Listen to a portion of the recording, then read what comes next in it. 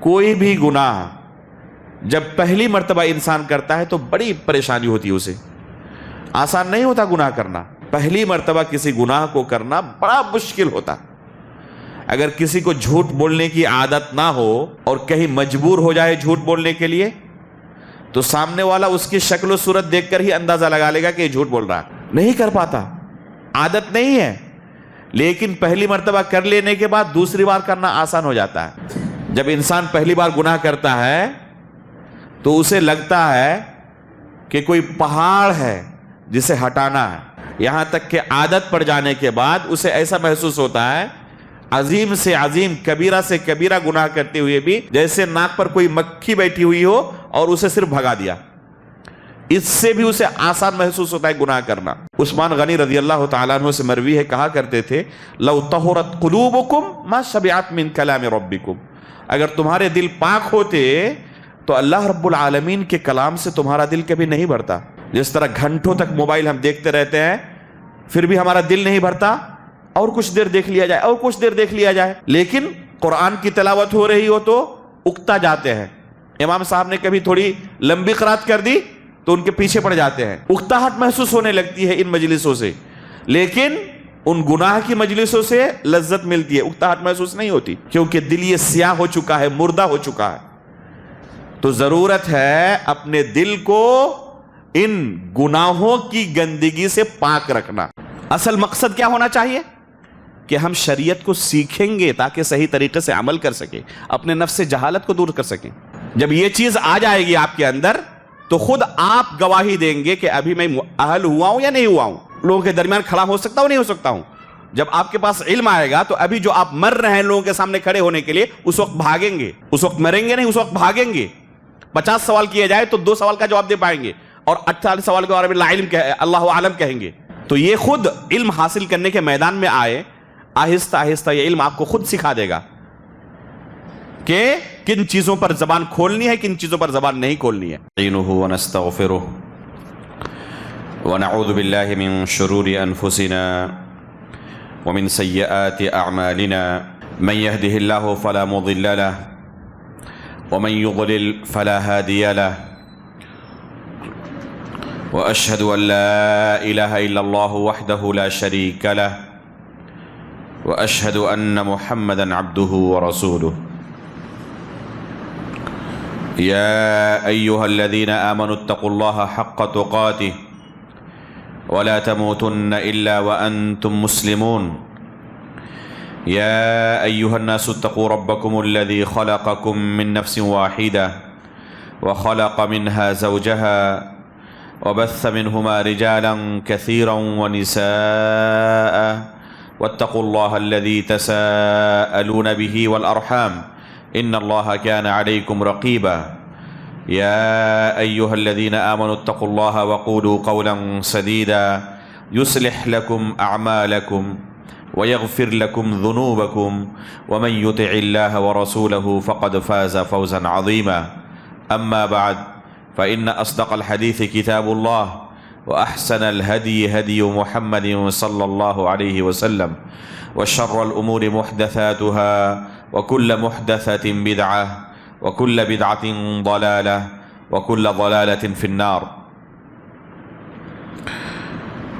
اللہ رب العالمین کا ہمارے اوپر فضل و کرم ہے کہ اللہ رب العالمین نے ہمیں اس مسجد میں بیٹھ کر طلب علم کے اصول و ضوابط جیسے اہم موضوع پر یہ ورکشاپ منعقد کرنے کی توفیق عطا فرمائی۔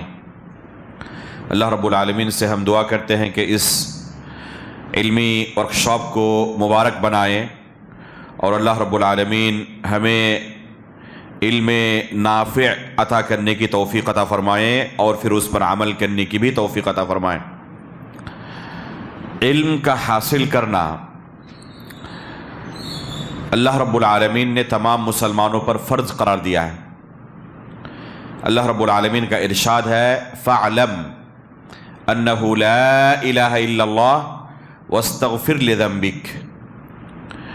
اللہ رب العالمین نے یہاں حکم دیا ہے فَاعْلَمْ، امام بخاری رحمہ اللہ اس آیت سے استدلال کرتے ہوئے فرماتے ہیں باب العلم قبل القول والعمل، کہ علم یہ قول اور عمل سے پہلے آتا ہے۔ یہی استدلال اس آیت سے امام بخاری رحمہ اللہ سے پہلے امام سفیان ابن عیینہ رحمہ اللہ نے بھی کیا ہے، جیسے کہ امام ابو نعیم الاصفہانی رحمہ اللہ نے حلیۃ الاولیاء کے اندر ان سے نقل کیا ہے، اور پھر امام بخاری رحمہ اللہ کے بعد امام غافقی رحمہ اللہ نے بھی مسند الموطا کے اندر یہی باب قائم کیا ہے، العلم قبل القول والعمل، کہ علم یہ قول و عمل سے پہلے آتا ہے۔ قول اور عمل سے مراد کیا ہے؟ قول اور عمل یہ حقیقت میں ایمان کی تعریف ہے، الایمان قول و عمل، کہ ایمان قول و عمل کا نام ہے۔ تو ایمان لانے سے پہلے ہمیں علم حاصل کرنے کی ضرورت ہے۔ اگر بلا علم ایک انسان کلمہ لا الہ الا اللہ کا اقرار بھی کرے تب بھی یہ کلمہ اسے فائدہ نہیں پہنچا سکتا۔ پہلے جاننے کی ضرورت ہے کہ وہ کیا کہہ رہا ہے، کس چیز کا اقرار کر رہا ہے۔ نبی صلی اللہ علیہ وسلم نے فرمایا طلب العلم فریضۃ علی کل مسلم، کہ علم حاصل کرنا تمام مسلمانوں پر فرض ہے۔ اس سے مراد دین کا بنیادی علم ہے جس سے ایک انسان مسلمان باقی رہ سکے، تو یہ علم حاصل کرنا تمام مسلمانوں پر فرض ہے۔ اور اس سے زائد علم تو یہ عام لوگوں کے لیے مستحب ہے، فرض نہیں،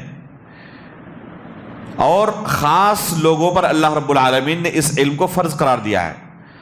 اگر کوئی شخص مفتی ہے، قاضی ہے، تو اس لیول کے لیے جس علم کی ضرورت ہے اسے اس پر فرض قرار دیا ہے۔ باقی عام لوگوں پر ان چیزوں کا علم حاصل کرنا فرض نہیں۔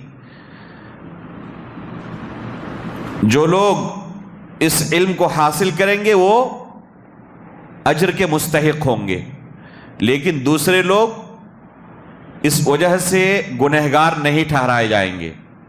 البتہ اگر کوئی شخص دین کے بنیادی امور کا علم حاصل نہیں کرتا اور اعراض کرتا ہے، نہ اس کے پاس دین کے بنیادی مسائل کا علم ہے اور نہ سکھایا جائے تو سیکھنے پر آمادہ ہوتا ہے، نہ اس پر عمل ہی کرتا ہے، تو اس صورت میں وہ دائرہ اسلام سے خارج ہو جائے گا۔ کلمہ لا الہ الا اللہ کے جو نواقض ہیں جن سے ایک انسان دائرہ اسلام سے خارج ہو سکتا ہے، ان میں سے ایک ناقض ہے الاعراض عن الدین، لا يتعلمه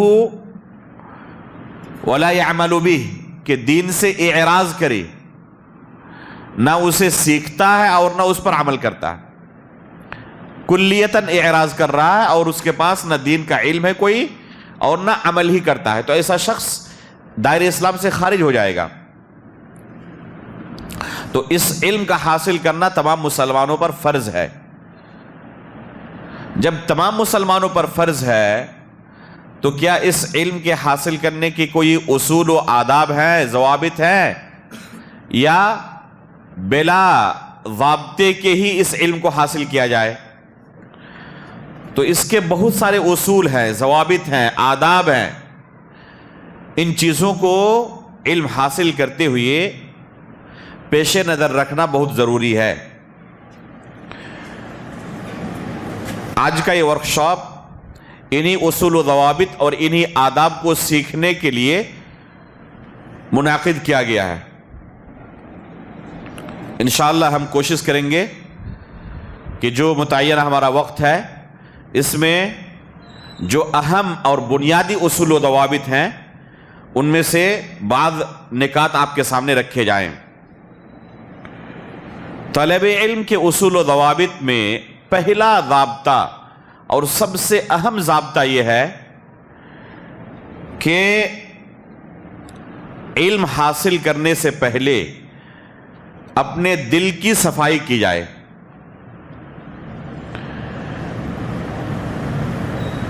یہ علم جو ہم حاصل کرنا چاہتے ہیں، شریعت کے متعلق جاننا چاہتے ہیں، تو اس علم کی جگہ ہمارا دل ہے۔ اگر یہ دل ہی گندا ہو تو یہ علم ہمارے دل کے اندر جگہ نہیں بنا پائے گا۔ اس لیے سب سے پہلے ہمیں اپنے دل کو پاک و صاف کرنے کی ضرورت ہے۔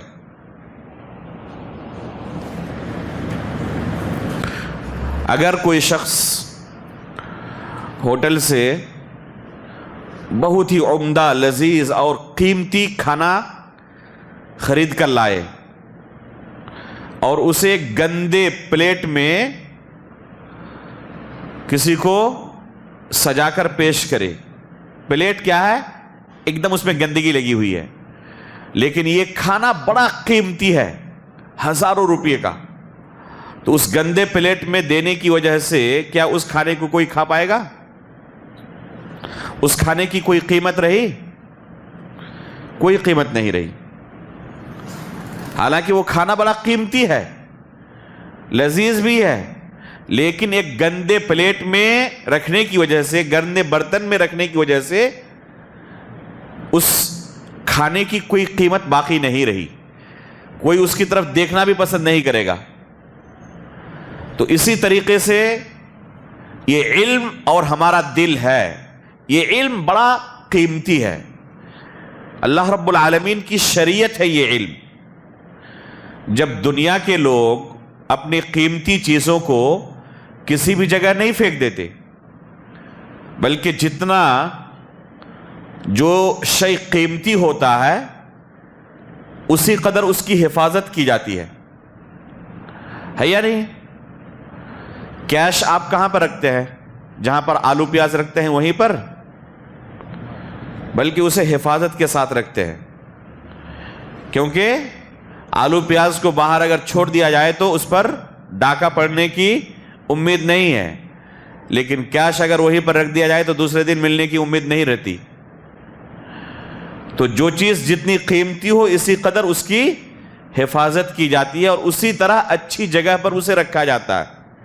تو یہ علم شریعت کا علم ہے، اللہ رب العالمین کی طرف سے نازل کردہ یہ علم ہے، کوئی عام چیز نہیں ہے۔ لہذا اس علم کو جہاں پر ہم رکھنا چاہتے ہیں وہ جگہ صاف ستھری ہونی چاہیے، اور وہ جگہ کہاں ہے؟ ہمارا دل ہے۔ تو ہمارے دل صاف ستھرے ہونے چاہیے۔ جس قدر ایک انسان کا دل صاف ستھرا ہوگا اسی قدر اس علم سے اسے فائدہ پہنچے گا۔ اگر دل گندا ہو چکا ہے تو اس علم سے اسے کوئی خاص فائدہ نہیں پہنچے گا، لیکن دل بہت صاف ستھرا ہے تو اس علم کا حقیقی فائدہ وہ اٹھائے گا۔ لالٹین دیکھے ہیں؟ لالٹین میں روشنی بیچ میں جلتی رہتی ہے، آگ بیچ میں جلتی رہتی ہے، جس سے چاروں طرف روشنی پھیلتی ہے۔ اگر اس کا شیشہ ایک دم صاف ستھرا ہو، اس میں کوئی گرد و غبار نہ ہو تو روشنی بالکل صاف ستھری نظر آتی ہے، لیکن شیشہ بالکل گندا ہو، گرد و غبار سے بھرا ہوا ہو تو روشنی تو وہی ہے، لیکن اس شیشے کے گرد و غبار سے بھرے ہونے کی وجہ سے اس کی روشنی باہر نہیں آ پاتی، حالانکہ روشنی وہی ہے۔ تو اسی قدر اس علم کی روشنی اسی قدر ہمیں ملے گی جس قدر دل کا شیشہ صاف ستھرا ہوگا۔ اس لیے سب سے پہلے ہمیں اپنے دل کو صاف کرنے کی ضرورت ہے۔ یہ دل گندا ہوتا ہے دو اسباب کی بنا پر، یہ دل دو اسباب کی بنا پر گندا ہوتا ہے۔ اس لیے جس طرح ہم اپنے کپڑے کو صاف ستھرا رکھنا چاہتے ہیں نا، آپ ایک صاف ستھرا کپڑا پہن کے نکلے روڈ کی طرف، برسات کا موسم ہے، جگہ جگہ کیچڑ اور پانی جمع ہوا ہے، لوگ گاڑی لے کر جا رہے ہیں، تو آپ کی کوشش کیا ہوتی ہے کہ جہاں آپ کو پروگرام کے لیے پہنچنا ہے آپ کے کپڑے پر کوئی دھبا نہ لگ جائے، اس لیے بچ بچا کے آپ چلتے ہیں۔ کہیں پر پانی وغیرہ ہو اور لوگ جا رہے ہو تو آپ کھڑے رہتے ہیں کہ گزر جائے گاڑی والے، تاکہ چھینٹا میرے کپڑے پر نہ پڑے. آپ کوشش کرتے ہیں نا اپنے کپڑے کو صاف ستھرا رکھنے کی کہ کوئی گندگی اس کپڑے پر نہ پڑ جائے. تو اسی طریقے سے اس دل کو صاف رکھنے کی ضرورت ہے گندگیوں سے. تو یہ گندگیاں جو دل کو گندا کرتی ہیں وہ دو قسم کی ہیں. ایک ہے گناہوں کی گندگی، ایک ہے گناہوں کی گندگی. اللہ رب العالمین نے بہت ساری چیزوں کو حرام قرار دیا ہے. ایک انسان جس قدر ان گناہوں کے اندر ملوث ہوتا ہے اسی قدر دل کے اندر ایک کالا نقطہ پڑتا ہے. اس لیے آپ دیکھیں، اپنے تجربے کو ہی آپ اپنے سامنے رکھیں. کوئی بھی گناہ جب پہلی مرتبہ انسان کرتا ہے تو بڑی پریشانی ہوتی ہے اسے. آسان نہیں ہوتا گناہ کرنا. پہلی مرتبہ کسی گناہ کو کرنا بڑا مشکل ہوتا. اگر کسی کو جھوٹ بولنے کی عادت نہ ہو اور کہیں مجبور ہو جائے جھوٹ بولنے کے لیے تو سامنے والا اس کی شکل و صورت دیکھ کر ہی اندازہ لگا لے گا کہ یہ جھوٹ بول رہا ہے. اس کو جھوٹ بولنے کی عادت نہیں اور زبردستی کوشش کر رہا ہے جھوٹ بولنے کی. لیکن جس کی عادت ہو چکی ہو جھوٹ بولنے کی اس کو سچ بولنے میں پریشانی ہوگی. جھوٹ بولنا تو اس کی ہابی ہے. تو کوئی بھی گناہ انسان پہلی مرتبہ کرتا ہے بڑی تکلیف ہوتی ہے اسے، نہیں کر پاتا، عادت نہیں ہے. لیکن پہلی مرتبہ کر لینے کے بعد دوسری بار کرنا آسان ہو جاتا ہے. جب انسان پہلی بار گناہ کرتا ہے تو اسے لگتا ہے کہ کوئی پہاڑ ہے جسے ہٹانا ہے. یہاں تک کہ عادت پڑ جانے کے بعد اسے ایسا محسوس ہوتا ہے عظیم سے عظیم، کبیرہ سے کبیرہ گناہ کرتے ہوئے بھی جیسے ناک پر کوئی مکھی بیٹھی ہوئی ہو اور اسے صرف بھگا دیا. اس سے بھی اسے آسان محسوس ہوتا ہے گناہ کرنا. لیکن یہ کب؟ جب اس کی عادت بن جائے. جب پہلی بار گناہ کیا دل پہ ایک کالا نقطہ پڑ گیا، دوسری بار کیا پھر ایک کالا نقطہ پڑا، اور اس طریقے سے پورا دل سیاہ ہو جاتا ہے. ایسے دلوں کو اللہ رب العالمین نے مردہ دل کہا ہے. یہ دل مردہ ہو چکے ہیں، کوئی زندگی باقی نہیں رہی اس دل کے اندر. تو اس دل کے اوپر لاکھ قرآن و حدیث پیش کیا جائے کوئی اثر نہیں ہوتا. اس لیے آپ دیکھیں گے بہت سارے لوگوں کو ایک بناوٹی فلم دیکھ رہا ہے. آج تو ہر ایک کے جیب میں موبائل ہے. کوئی دردناک قصہ ہے جسے لوگوں کے جیب سے پیسہ نکالنے کے لیے فلمایا گیا ہے. دیکھنے والا اچھی طریقے سے جانتا ہے کہ یہ حقیقی نہیں ہے، اسے بس تیار کیا گیا ہے لوگوں کو بیوقوف بنانے کے لیے، ان کے جیب سے پیسہ نکالنے کے لیے. دیکھنے والا جانتا ہے، اس کے باوجود اس دردناک قصے کو دیکھ کر اس کی آنکھوں سے آنسو جاری ہو جاتا ہے، یہ جانتے ہوئے بھی کہ اس کی حقیقت نہیں ہے کچھ بھی. جن کے ساتھ یہ پریشانیاں ہو رہی ہوں تو عیش و عشرت کی زندگی گزار رہے ہیں، کروڑوں میں کھیل رہے ہیں، لیکن لوگوں کو دکھانے کے لیے انہوں نے اس طرح کیا کیا ہے؟ تکلیفوں اور مصیبتوں کی زندگی بنا کر اسے فلمایا ہے. اس کے باوجود لوگ متاثر ہو جاتے ہیں ان جھوٹی کہانیوں سے. اور قرآن پڑھتا ہے اذا زلزلت الارض زلزالها واخرجت الارض اثقالها وقال الانسان ما لها، اور اس کے دل پر کچھ بھی فرق نہیں پڑتا، حالانکہ یہ حقیقت ہے اور اسی کے ساتھ پیش آنے والا ہے، کسی دوسرے کے ساتھ نہیں، اسی کے ساتھ پیش آنے والا ہے. ان زلزلۃ الساعۃ شیء عظیم، اسی کے ساتھ پیش آنے والا ہے، پھر بھی اسے فرق نہیں پڑ رہا ہے. کیوں؟ عثمان غنی رضی اللہ تعالیٰ عنہ سے مروی ہے، کہا کرتے تھے لو طہرت قلوبکم ما شبعت من کلام ربکم، اگر تمہارے دل پاک ہوتے تو اللہ رب العالمین کے کلام سے تمہارا دل کبھی نہیں بھرتا. جس طرح گھنٹوں تک موبائل ہم دیکھتے رہتے ہیں پھر بھی ہمارا دل نہیں بھرتا، اور کچھ دیر دیکھ لیا جائے اور کچھ دیر دیکھ لیا جائے، لیکن قرآن کی تلاوت ہو رہی ہو تو اکتا جاتے ہیں. امام صاحب نے کبھی تھوڑی لمبی قرات کر دی تو ان کے پیچھے پڑ جاتے ہیں، اکتاہٹ محسوس ہونے لگتی ہے ان مجلسوں سے. لیکن ان گناہ کی مجلسوں سے لذت ملتی ہے، اکتاہٹ محسوس نہیں ہوتی، کیونکہ دل یہ سیاہ ہو چکا ہے، مردہ ہو چکا ہے. تو ضرورت ہے اپنے دل کو ان گناہوں کی گندگی سے پاک رکھنا. ایک انسان جتنا اپنے دل کو ان گناہوں کی گندگی سے پاک رکھے گا، اس علم کا اثر اس کے دل پر اسی قدر زیادہ ہوگا۔ تو یہ پہلی چیز ہے، دل کو ان گناہوں کی گندگی سے پاک رکھنا ہے۔ دوسری گندگی ہے شبہات کی گندگی۔ دوسری گندگی ہے شبہات کی گندگی۔ جب دل کے اندر شبہات گھر کر جائیں تو پھر یہ شریعت کا علم، قرآن و حدیث کا خالص علم اسے نفع نہیں پہنچاتا، اسے فائدہ نہیں پہنچاتا۔ یہ شبہات اس کے دل کے اندر گھر کر چکے ہیں۔ جس قدر یہ شبہات اس کے دل کے اندر گھر کر جاتے ہیں، اسی قدر یہ علم نافع اس کے دل سے اٹھتا جاتا ہے اور کوئی اثر نہیں پھیلا پاتا۔ یہ شبہات کی گندگی دل کے اندر کیسے پھیلتی ہے؟ جو مریض القلب ہوتے ہیں، جو بدعتی حضرات ہوتے ہیں، ان کے ساتھ اٹھنے بیٹھنے کی وجہ سے، ان کی باتیں سننے کی وجہ سے، ان کی کتابیں پڑھنے کی وجہ سے، یہ شبہات ان کے زبان سے ہمارے دل کے اندر گھر کر جاتے ہیں، اور جس قدر یہ شبہات دل کے اندر گھر کر جائیں اسی قدر یہ علم نافع کیا ہوتا ہے؟ رخصت ہوتے جاتا ہے، پھر اس کا اثر نہیں ہو پاتا، یہاں تک کہ انسان آہستہ آہستہ ان شبہات کے اندر جب گر جاتا ہے تو جتنے اہل علم صحیح دعوت دینے والے ہوتے ہیں اس سے ان کو دشمنی ہونے لگتی ہے، یہاں تک کہ صحابہ اکرام تک کو نہیں بخشتا، یہاں تک کہ خلفائے راشدین کی ذات بھی ان کے تیر و نشتر سے محفوظ نہیں رہ پاتی۔ آپ خوارج کو دیکھیں، یہ باطل فکر جن کے ذہن و دماغ میں گھر کر گئی، انہوں نے خلفائے راشدین تک کو نہیں بخشا، انہیں تک قتل کر ڈالا، اور کیا سمجھ رہے تھے کہ ہم اللہ رب العالمین کا تقرب حاصل کر رہے ہیں، عثمان غنی رضی اللہ تعالیٰ عنہ کو قتل کرنے کے عوض میں اللہ کی جنت ہمیں ملے گی، وہ یہ سوچ رہے تھے۔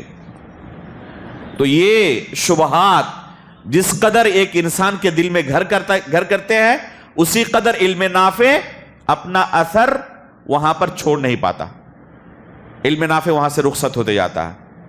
تو اگر ہم چاہتے ہیں کہ یہ علم ہمیں فائدہ پہنچائے تو ان دو گندگیوں سے پہلے اپنے دل کو صاف کرنے کی ضرورت ہے۔ جتنا زیادہ ہمارا دل صاف رہے گا اتنا زیادہ یہ علم ہمیں فائدہ پہنچائے گا، جتنا زیادہ صاف رہے گا ہمارا دل اتنا زیادہ یہ علم ہمیں فائدہ پہنچائے گا۔ تو یہ پہلا ضابطہ ہے، اپنے دل کو ان گندگیوں سے پاک رکھنا ضروری ہے۔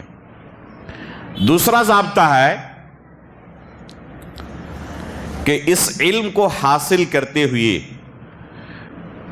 ہمارا مقصد اللہ رب العالمین کی رضامندی ہو، اللہ رب العالمین کے دین پر صحیح طریقے سے عمل کرنا ہو،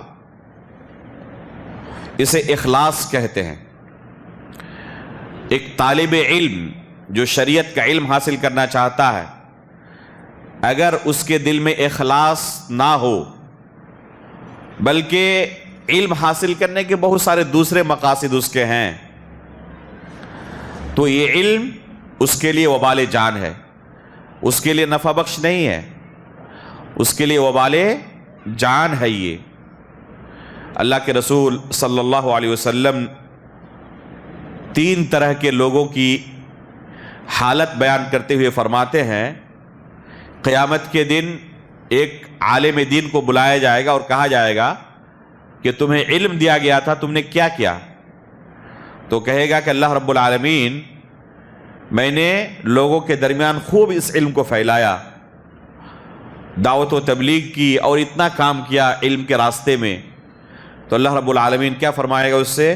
کذبت، تم جھوٹ بول رہے ہو، اللہ رب العالمین کو راضی کرنے کے لیے تم نے یہ کام نہیں کیا تھا، بلکہ شہرت طلبی کے لیے، ریاکاری کے لیے، تاکہ لوگوں کے درمیان تمہارا چرچا ہو، تمہیں شہرت ملے، عزت ملے، اس وجہ سے تم نے یہ کام کیا تھا، اور دنیا کے اندر بھرپور تمہیں یہ چیز مل چکی ہے، لہذا یہاں آخرت میں تمہارے لیے کچھ نہیں رکھا ہے، اور پھر اسے جہنم رسید کر دیا جائے گا۔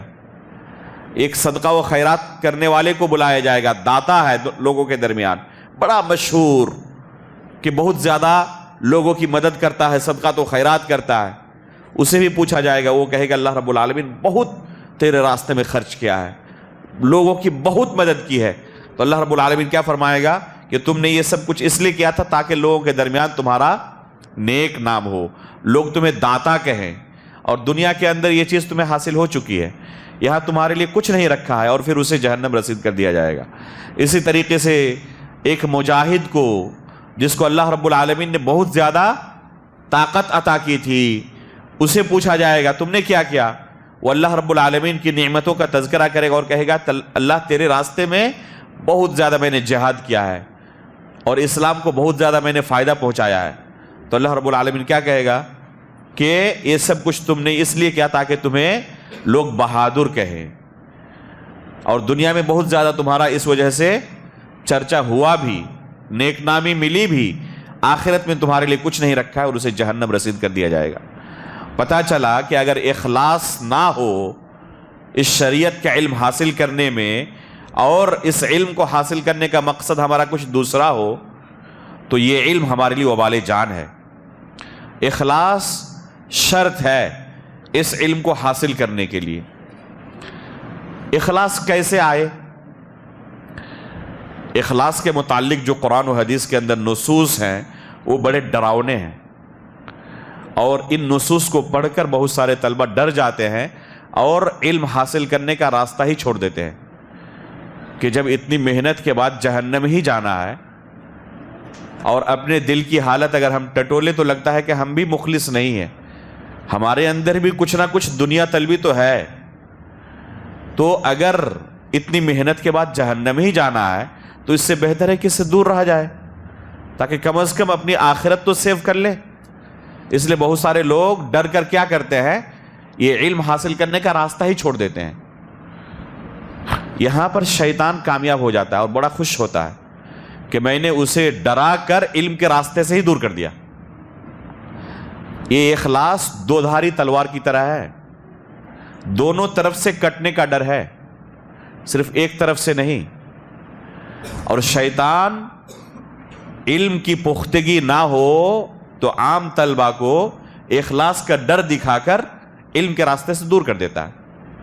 جب علم کے راستے سے ایک بندے کو دور کر دیا تو اب کیا رہے گا؟ وہ جاہل رہے گا، دین کے مسائل کا اس کے پاس علم نہیں ہوگا۔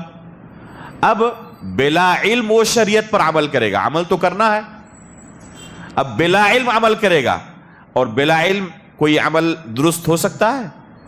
درست نہیں ہو سکتا، اس لیے وہ شریعت پر عمل ہی نہیں کر پائے گا صحیح طریقے سے، تو شیطان کامیاب ہو گیا یہاں پہ۔ اس لیے یہ سوال بڑا اہم ہے کہ طلب علم میں اخلاص کیسے پیدا ہو، اس کا طریقہ کیا ہے؟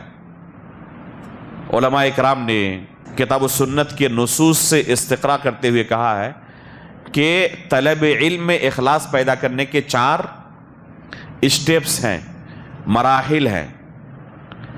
پہلا مرحلہ ہے اپنے دل کے اندر یہ نیت کرے کہ یہ علم جو میں سیکھنے کے لیے آیا ہوں استاد کے پاس، تو شریعت کے متعلق بے شمار مسائل کا میرے پاس علم نہیں ہے، میں اپنے نفس سے اس جہالت کو دور کرنا چاہتا ہوں، بے شمار مسائل کے متعلق میں جاہل ہوں، کچھ نہیں جانتا۔ اور ایک انسان چاہے علم کے کتنے ہی اونچے مقام پر پہنچ جائے، وہ پوری شریعت کا علم حاصل نہیں کر لیتا، بے شمار مسائل کے متعلق کیا ہوتا ہے، وہ نہیں جانتا ہے، جاہل ہوتا ہے بے شمار مسائل کے متعلق۔ اس لیے آپ پائیں گے کہ اس امت کے جو کبار علماء گزرے ہیں، جب ان سے سوال کیا جاتا تو بے شمار مسائل کے متعلق وہ کیا کہتے؟ اللہ عالم، لا ادری، مجھے اس مسئلے کا علم نہیں ہے، اللہ رب العالمین زیادہ بہتر جانتا ہے۔ ابو بکر صدیق رضی اللہ تعالیٰ عنہ، عمر فاروق رضی اللہ تعالیٰ عنہ یہ کہنے میں عار محسوس نہیں کرتے تھے کہ مجھے اس مسئلے کا علم نہیں ہے۔ امام مالک رحمہ اللہ جو اپنے زمانے کے سب سے بڑے عالم تھے، دور دراز سے لوگ ان کے پاس سفر کر کے آتے کئی ہفتے تک سفر کرنے کے بعد ان کے پاس پہنچتے اور ان سے سوال کرتے اور کہتے کہ مجھے نہیں پتا. تو یہ کہتے کہ میں اتنی دور سے سفر کر کے آپ کے پاس آیا اور آپ کہہ رہے نہیں پتا, تو لوگوں کو جا کے کیا جواب دوں گا؟ تو کیا کہتے کہ جو لوگوں کو جا کے کہہ دو کہ مالک بن انس کو نہیں پتا. اس سے فرق نہیں پڑتا ہے. ہمیں نہیں پتا تو کیوں کہے پتا ہے؟ اب نہیں پتا اور اس کے باوجود بھی آپ کو بتائے, اس کا مطلب کہ اپنی طرف سے ہم کچھ تیار کر کے بتا رہے ہیں. وہ اللہ کی شریعت تو نہیں ہے. جو نہیں پتا ہے اس کو اگر پھر بھی ہم بتانے کی کوشش کر رہے ہیں تو وہ اپنی طرف سے کوئی چیز ہم تیار کر کے آپ کو گویا کے دے رہے ہیں. وہ اللہ رب العالمین کی شریعت نہیں ہے, کیونکہ اس کا تو ہمیں علم ہی نہیں ہے.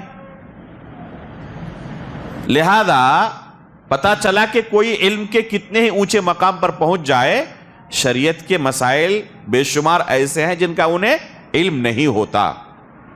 تو ایک طالب علم سب سے پہلے یہ قصد کرے, یہ نیت کرے کہ میرے نفس کے اندر شریعت کے بے شمار مسائل کے متعلق جہالت ہے, میں نہیں جانتا ہوں, تو اپنے نفس سے جہالت کو دور کرنا چاہتا ہوں. میں اس علم کو سیکھوں گا تو جہالت دور ہوگی. امام ابن حزم رحمہ اللہ مسجد میں پہنچے اور آ کر بیٹھ گئے, تو لوگوں نے فوراً اعتراض کرنا شروع کیا. رہے مسجد پہنچنے کے بعد فوراً بیٹھ گئے, نہیں جانتے پہلے 2 رکعت نماز پڑھنی پڑتی ہے, اس کے بعد بیٹھنا پڑتا ہے.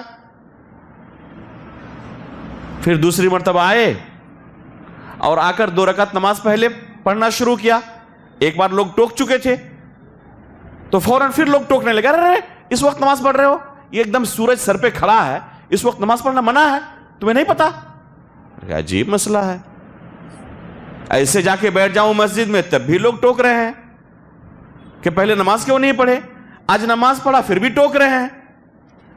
تو پہلے اس کا علم حاصل کرنا ضروری ہے. جب تک علم حاصل نہیں کروں گا شریعت کی تو لوگ اسی طرح زندگی بھر ٹوکتے ہی رہیں گے مجھے. اور اس واقعے نے ان کو علم طلب کرنے پر مجبور کر دیا, اور آ کے انہوں نے علم حاصل کرنا شروع کیا کہ پہلے علم حاصل کرنا ضروری ہے, تب ہم اس شریعت پر صحیح طریقے سے عمل کر پائیں گے. تو ایک انسان کیا ہوتا ہے, بے شمار مسائل کے متعلق جاہل ہوتا ہے, نہیں پتا اسے, تو وہ کیا ارادہ کرے کہ میں شریعت کے متعلق علم حاصل کروں گا اور جن مسائل جاہل ہوں اپنے نفس سے جہالت کو دور کروں گا. یہ پہلا اس کا اسٹیپ ہونا چاہیے, پہلا ارادہ ہونا چاہیے, دل کے اندر یہ پہلی نیت ہونی چاہیے. دوسری چیز ہے, دل کے اندر یہ نیت ہو کہ جو کچھ میں شریعت کے متعلق سیکھوں گا اس پر عمل کروں گا. کتنے لوگوں کے دل میں ہوتا ہے کہ اس لیے یہ پڑھ رہا ہوں تاکہ عمل کروں میں. تو جب تک عمل علم کے مطابق نہ ہو تب تک یہ علم اس کے لیے فائدہ مند نہیں ہو سکتا. اور عمل 2 طریقے کے ہوتے ہیں. شریعت کے جو نصوص ہیں قرآن و حدیث کے, وہ ہم سے 2 طرح کے عمل کا تقاضا کرتے ہیں. پہلا ہے کہ اس عمل کا تعلق دل سے ہے. اس عمل کا تعلق کس سے ہے؟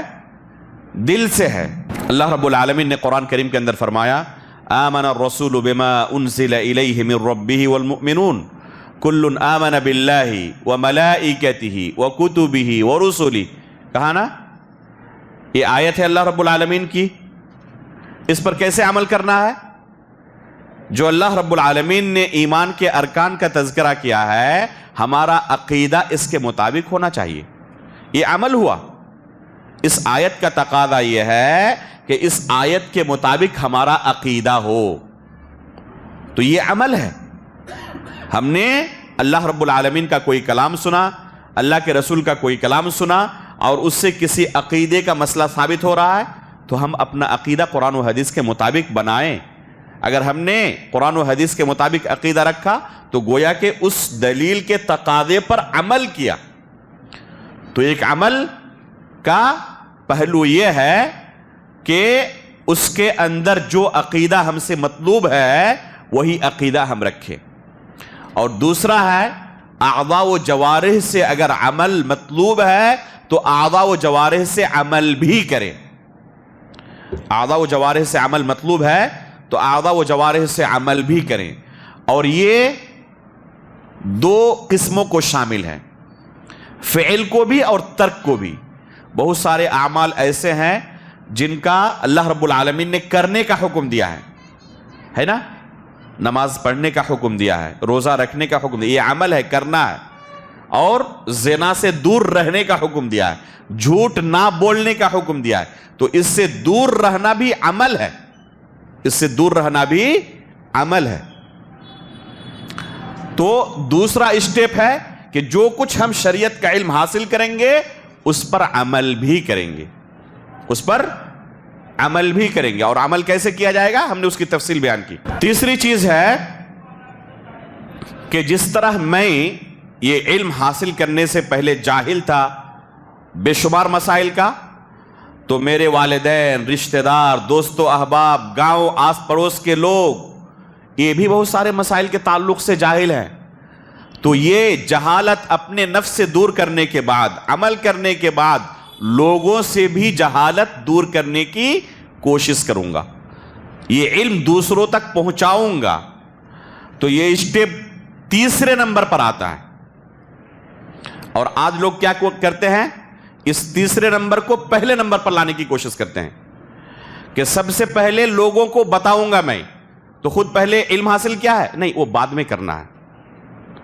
پہلے لوگوں کو بتائیں گے، خود سیکھا نہیں، اب دوسروں کو بتانے کے لیے پہلے حاضر ہو جاتا ہے. تو یہ بعد میں آتا ہے، اس کا بھی مرحلہ آئے گا، لیکن اس سے پہلے مرحلہ کیا ہے کہ پہلے آپ سیکھیں، عمل کریں، اس کے بعد لوگوں کو سکھائیں، اس کے بعد لوگوں کو سکھائیں. تو لوگوں کو سکھانا بھی ضروری ہے، کن کے اوپر، جو اس سے پہلے علم حاصل کر چکے ہوں. اس کے بعد چوتھا مرحلہ ہے اس علم کی حفاظت کرنا. جو ہم نے شریعت کا علم سیکھا ہے اس علم کی حفاظت بھی کی جائے. اور علم کی حفاظت کیسے ہوتی ہے، اس کا چرچا کر کے. جب علم کا چرچا ختم ہو جائے تو یہ علم مردہ ہو جاتا ہے، لہذا اس علم کا چرچا کرنے کی ضرورت ہے. اور یہ چرچا کہاں ہوگا، لوگوں کے ساتھ علمی مجلسوں میں بیٹھ کر. لوگوں کے ساتھ علمی مجلسوں میں جب تک آپ بیٹھتے رہیں گے علم کا چرچا ہوتے رہے گا. جب کٹ جائیں گے علم کا چرچا ختم ہو جائے گا. اس لیے استمرار رکھنا ہے، جاری رکھنا ہے اسے. ہم نے دیکھا شیخ عبد المحسن عباد حفظہ اللہ کے درس میں بعض لوگ عمر ہے 70 سال 80 سال اور اس کے باوجود درس میں بیٹھے ہوئے ہیں. بعض اساتذہ سے سنا کہ ہم بعض ایسے لوگوں کو دیکھتے ہیں جو شیخ کے درس میں 30 سال سے بیٹھ رہے ہیں. ایسا نہیں کہ 5 سال 10 سال پڑھ لیا تو بہت ہو گیا، بیٹھ رہے ہیں. یہ ختم نہیں ہوتا یہ مرحلہ. کیوں؟ تاکہ علم کا چرچا جاری رہے، باقی رہے. ابو ہریرہ رضی اللہ تعالی عنہ کو اللہ رب العالمین نے یہ ذہانت عطا کی تھی اللہ کے رسول کی دعا کی برکت سے کہ جو کچھ سنتے تھے ان کے دل میں نقش ہو جاتا تھا، بھولتے نہیں تھے. مروان بن حکم رحمہ اللہ نے حج کے موسم میں کہا اپنے حکومت کے لوگوں سے کہ حج کے موسم میں ذرا پتہ کریں ابو ہریرہ رضی اللہ تعالیٰ عنہ آئے ہوئے ہیں یا نہیں آئے ہیں. اگر آئے ہوئے ہوں تو ذرا انہیں دربار میں پیش کریں. لوگوں نے خبر لی، پتہ چلا کہ اس سال حج کے لیے ابو ہریرہ رضی اللہ تعالیٰ عنہ تشریف لائے ہیں. پیش کیا گیا دربار میں. اس زمانے میں ریکارڈنگ کا یہ طریقہ تھا نہیں کہ ریکارڈ کر لیں کیا کچھ کہہ رہے ہیں. تو کیا بعض لوگوں کو پردے کے پیچھے بیٹھا دیا ریکارڈنگ کے لیے، یعنی نوٹ کرنے کے لیے کہ ہم پوچھیں گے بعض احادیث ان سے، جو بتائیں آپ پورا نوٹ کر لیں. ابو ہریرہ رضی اللہ تعالیٰ عنہ کو بے شمار حدیثیں پوچھی گئیں اور پیچھے پوری ریکارڈنگ چل رہی ہے، سب کچھ نوٹ ہو رہا ہے. اگلے سال جب پھر حج کا موسم آیا تو کہا کہ دیکھیں ابو ہریرہ رضی اللہ تعالیٰ عنہ آئے ہوئے ہیں نہیں، اگر آئے ہوئے ہوں تو ذرا انہیں پیش کریں. تو ابو ہریرہ رضی اللہ تعالیٰ عنہ دوسرے سال بھی آئے ہوئے تھے، پھر ان کو پیش کیا گیا وہی حدیثیں جو گزشتہ سال انہوں نے سنائی تھی. بغیر کسی تیاری کیے، وہ تیاری کر کے تھوڑے آئے ہیں کہ ابھی مجھ سے پوچھا جائے گا، بغیر تیاری کے پھر ان کو بیٹھایا گیا اور وہی حدیثیں پھر دوبارہ ان کو پوچھی گئی. اور یہ پیچھے حضرات نوٹ جو کیے ہوئے تھے اپنی کاپی سے ملا رہے ہیں کہ اسی طرح کہہ رہے ہیں یا کچھ فرق ہو رہا ہے. جتنی حدیثیں گزشتہ سال سنائی تھی وہ تمام حدیثیں ایک طرف سے دوبارہ ان سے سنی گئیں. جب مجلس برخاست ہوئی تو پوچھا ہاں بتائیں کتنی غلطی ہوئی؟ کہا کہ ایک زبر زیر کی بھی نہیں، کچھ بھی نہیں، جس طرح گزشتہ سال سنائے تھے بالکل اسی طرح اس سال بھی انہوں نے سنائی ہے. تو یہ اللہ رب العالمین نے انہیں ذہانت دی تھی. اس کے باوجود اپنے بارے میں خود کہتے ہیں کہ میں نے اپنی راتوں کو 3 حصے میں تقسیم کیا ہوا تھا. ایک حصہ سونے کے لیے، ایک حصہ قیام اللیل تہجد کی نماز کے لیے، اور ایک حصہ حدیث رسول کو رٹنے کے لیے، مراجعہ اور تکرار کرنے کے لیے، تاکہ بھول نہ جاؤں. اللہ اکبر. یہ ذہانت ملنے کے باوجود ڈر نہیں تھا، اللہ کے رسول کی خاص دعا تھی کہ بھولیں گے نہیں آپ، اور اس کے باوجود یہ اہتمام کہ یہ علم میرے پاس جو اللہ کے رسول کی طرف سے سن کر آیا ہے نا یہ باقی رہے، بھول نہ جاؤں. تو یہ اخلاص کی دلیل ہے کہ اس علم کی حفاظت کی جائے، اس علم کو حفاظت کرنا یہ اخلاص کی دلیل ہے. تو یہ 4 اسٹیپس ہیں. اگر کوئی ان 4 اسٹیپس کو انجام دیتا ہے تو گویا کہ وہ مخلص ہے، گویا کہ وہ کیا ہے؟ مخلص ہے. اور اگر مخلص ہے تو یہ علم انتہائی عظیم عبادت ہے. یہ علم طلب کرنا اگر کوئی اخلاص کے ساتھ کرے تو انتہائی عظیم عبادت ہے. اور اس کی فضیلت کے اوپر 1 2 نہیں سینکڑوں قرآن و حدیث کے نصوص موجود ہیں. فرشتے ایسے مخلص طلبہ کے لیے کیا کرتے ہیں؟ پر بچھاتے ہیں. مچھلیاں پانی کے اندر ان مخلص طلبہ کے لیے دعائیں کرتی ہیں. اللہ رب العالمین فرشتوں کے درمیان ان کا نام لے کر تذکرہ کرتے ہیں. ابی بن کعب رضی اللہ تعالیٰ عنہ کے پاس اللہ کے رسول گئے اور کہا کہ اللہ رب العالمین نے کہا ہے کہ میں آپ کو قرآن پڑھ کر سناؤں. تو ابی بن کعب رضی اللہ تعالیٰ عنہ کہتے ہیں اللہ رب العالمین نے میرا نام لیا ہے یا ایسے ہی کہا کہ کسی صحابی کو جا کے آپ پڑھ کے سنائیں؟ تو کہا کہ نہیں، آپ کا نام لیا ہے اللہ رب العالمین نے. زاروں قطار رونے لگے. تو اللہ رب العالمین ایک بندے کا نام لے کر اللہ کے رسول سے کہہ رہے کہ ان کو جا کے آپ قرآن سنائیں. یہ مقام کیسے ملا ابی بن کعب رضی اللہ تعالیٰ عنہ کو؟ قرآن ان کی زندگی کا حصہ تھا. اللہ کے رسول نے پوچھا کہ اے ابی، ابو المنذر ان کا لقب ہے، کہ قرآن کی سب سے عظیم آیت کون سی ہے؟ تو صحابہ کرام جواب جاننے کے باوجود پہلے اللہ و رسولہ اعلم کہتے تھے تاکہ اللہ کے رسول سے جواب سن سکیں، اور اللہ کے رسول کی طرف سے جو جواب ملے گا وہ کامل ہوگا. جواب جاننے کے باوجود پہلا ان کا ریئیکشن یہی ہوتا اللہ و رسولہ اعلم. جب اللہ کے رسول نے پوچھا کہ اے ابی، اے ابو المنذر، قرآن کی سب سے عظیم آیت کون سی ہے؟ کہا اللہ و رسولہ اعلم. تو اللہ کے رسول نے دوبارہ سوال کیا، اسی سوال کو دوبارہ دہرایا کہ قرآن کی سب سے عظیم آیت کون سی ہے؟ تو ابی رضی اللہ تعالیٰ عنہ سمجھ گئے کہ اللہ کے رسول مجھ سے جواب چاہتے ہیں.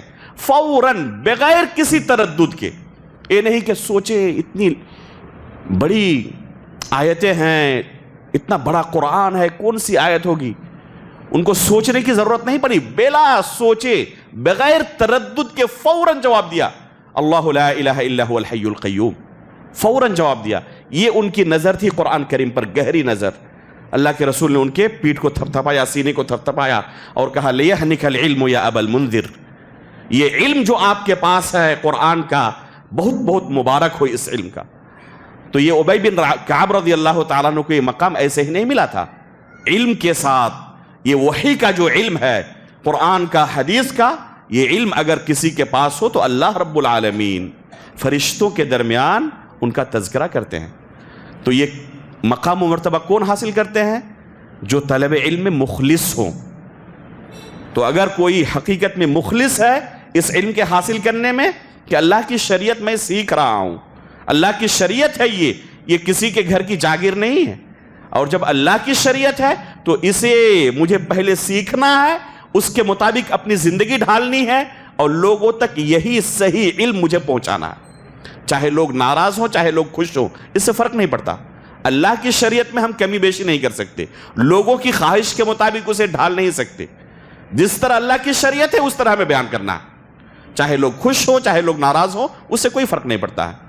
تو اگر کوئی شخص اس طرح کرے تو اللہ رب العالمین کے یہاں اس بندے کا جو مقام و مرتبہ ہے، اس مقام تک دوسرے لوگ نہیں پہنچ سکتے۔ اقرأ وربک الاکرم، اکرم کا لفظ پورے قرآن میں صرف ایک جگہ آیا ہے، وہ صرف اقرأ کے ساتھ۔